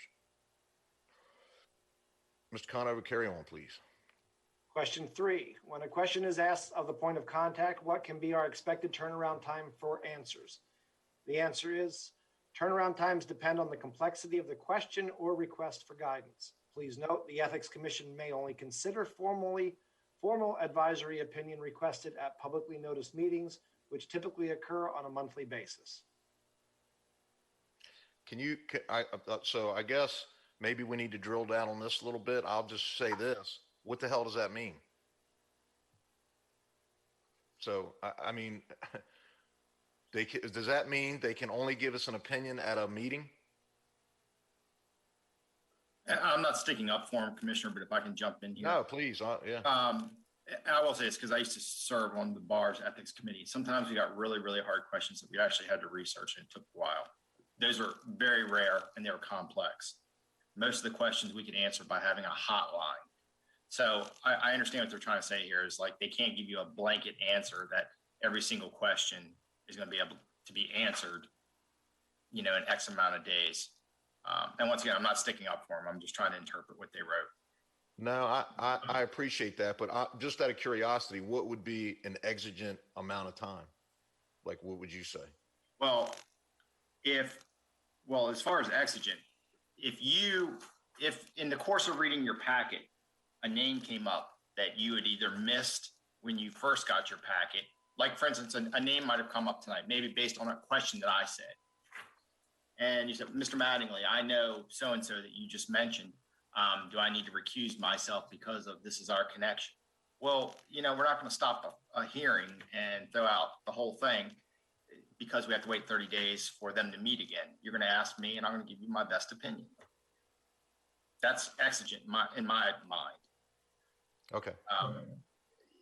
Complex questions are something that generally we will know ahead of time and we can write. If it's of the nature that we really have it's a serious gray area that we really need research and the Ethics Commission to give us clearance on, maybe that is something that we're gonna have to submit to them, or I shouldn't say we, whoever has the ethical question.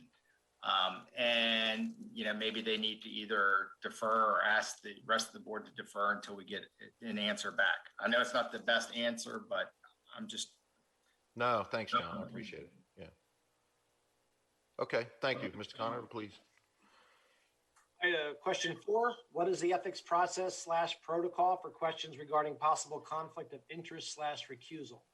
Answer, Article 3, Ethics Regulation, Section 41-13, Conflicts of Interest, Subpart H, Potential Conflicts of Interest 2, states, where a potential conflict of interest may exist, the elected official, appointed official, candidate, or employee involved shall request in writing an advisory opinion from the Ethics Commission at least 20 days prior to taking of said anticipated action, or at the time when said elected official, appointed official, candidate, or employee first obtains knowledge of said potential conflict, whichever shall first occur. To comply with the provisions of Subpart H, the written request must provide all pertinent information for the Ethics Commission to provide an informed opinion. Any questions, commissioners? Go ahead, sir. 1 second. Sorry. Question 5. What is the purpose of filling out a recusal form if I'm recusing myself from the discussion and vote? Answer. There is no requirement for completing the recusal form. The form only suggested to be used because it shows all information that should be documented. The requirement is that the recusal and the reason for the recusal is documented and retained in the meeting minutes. Pause. So this was all, so the form that we have is not a requirement, correct? It's not. Okay. It is not. I'm sorry, Mr. Jones. It is not. It's not absolutely required now.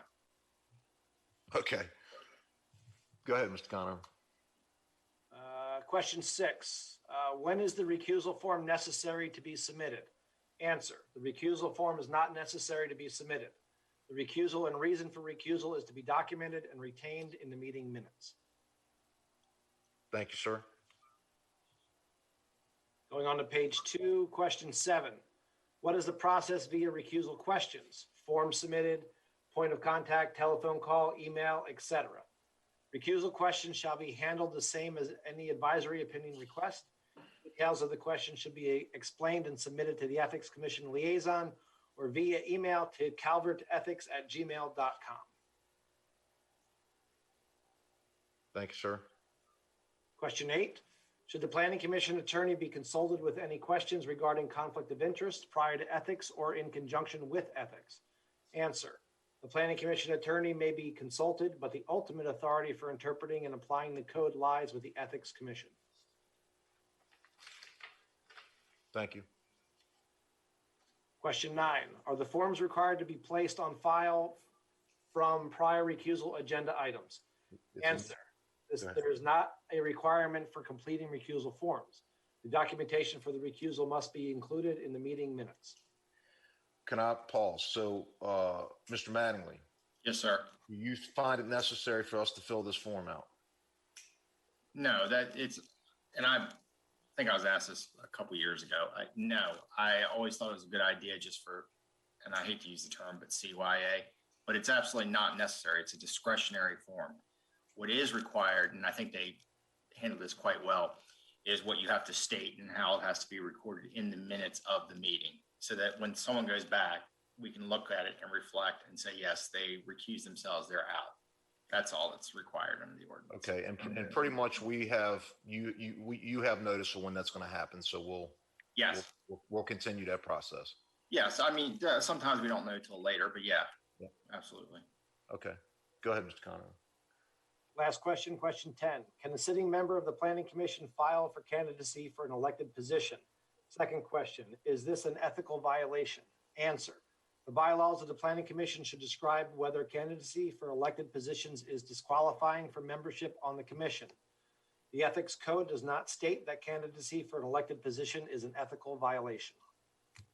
Okay, thank you, Mr. Conover. You're welcome. Okay,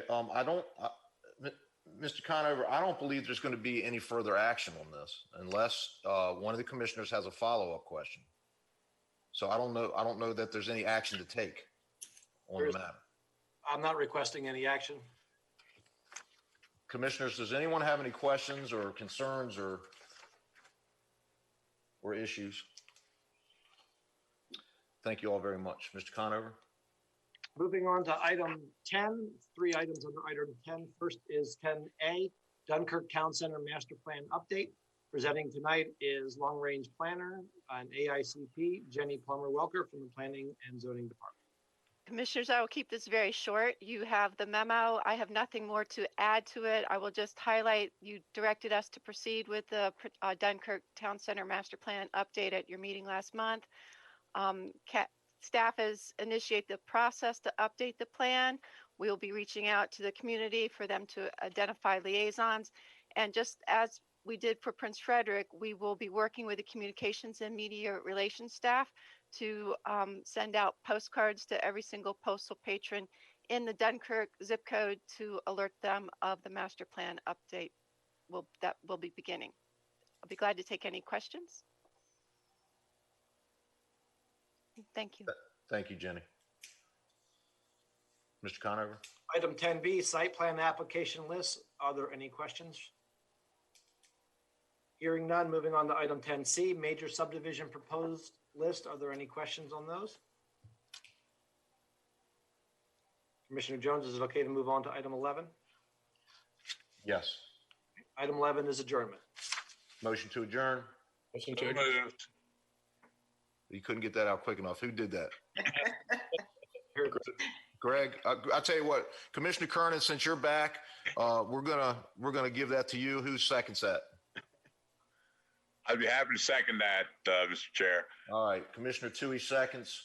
And I'm gonna call the roll for a vote on this. I want to say welcome Commissioner Freeland to the board, and welcome back Commissioner Kernan, and congratulations on your revote and your reappointment, and congratulations on a successful mission over the last few days, sir. We're glad to see you. You're looking good. Thank you. Motion to adjourn, Vice Chair Bueller. Yes. Commissioner Holler. Yes. Commissioner Kernan. Yes. Commissioner Tui. Yes. Commissioner Williams. Yeah. And Commissioner Freeland. Yes. Motion carries. God bless everyone. Have a good night. Have a good night.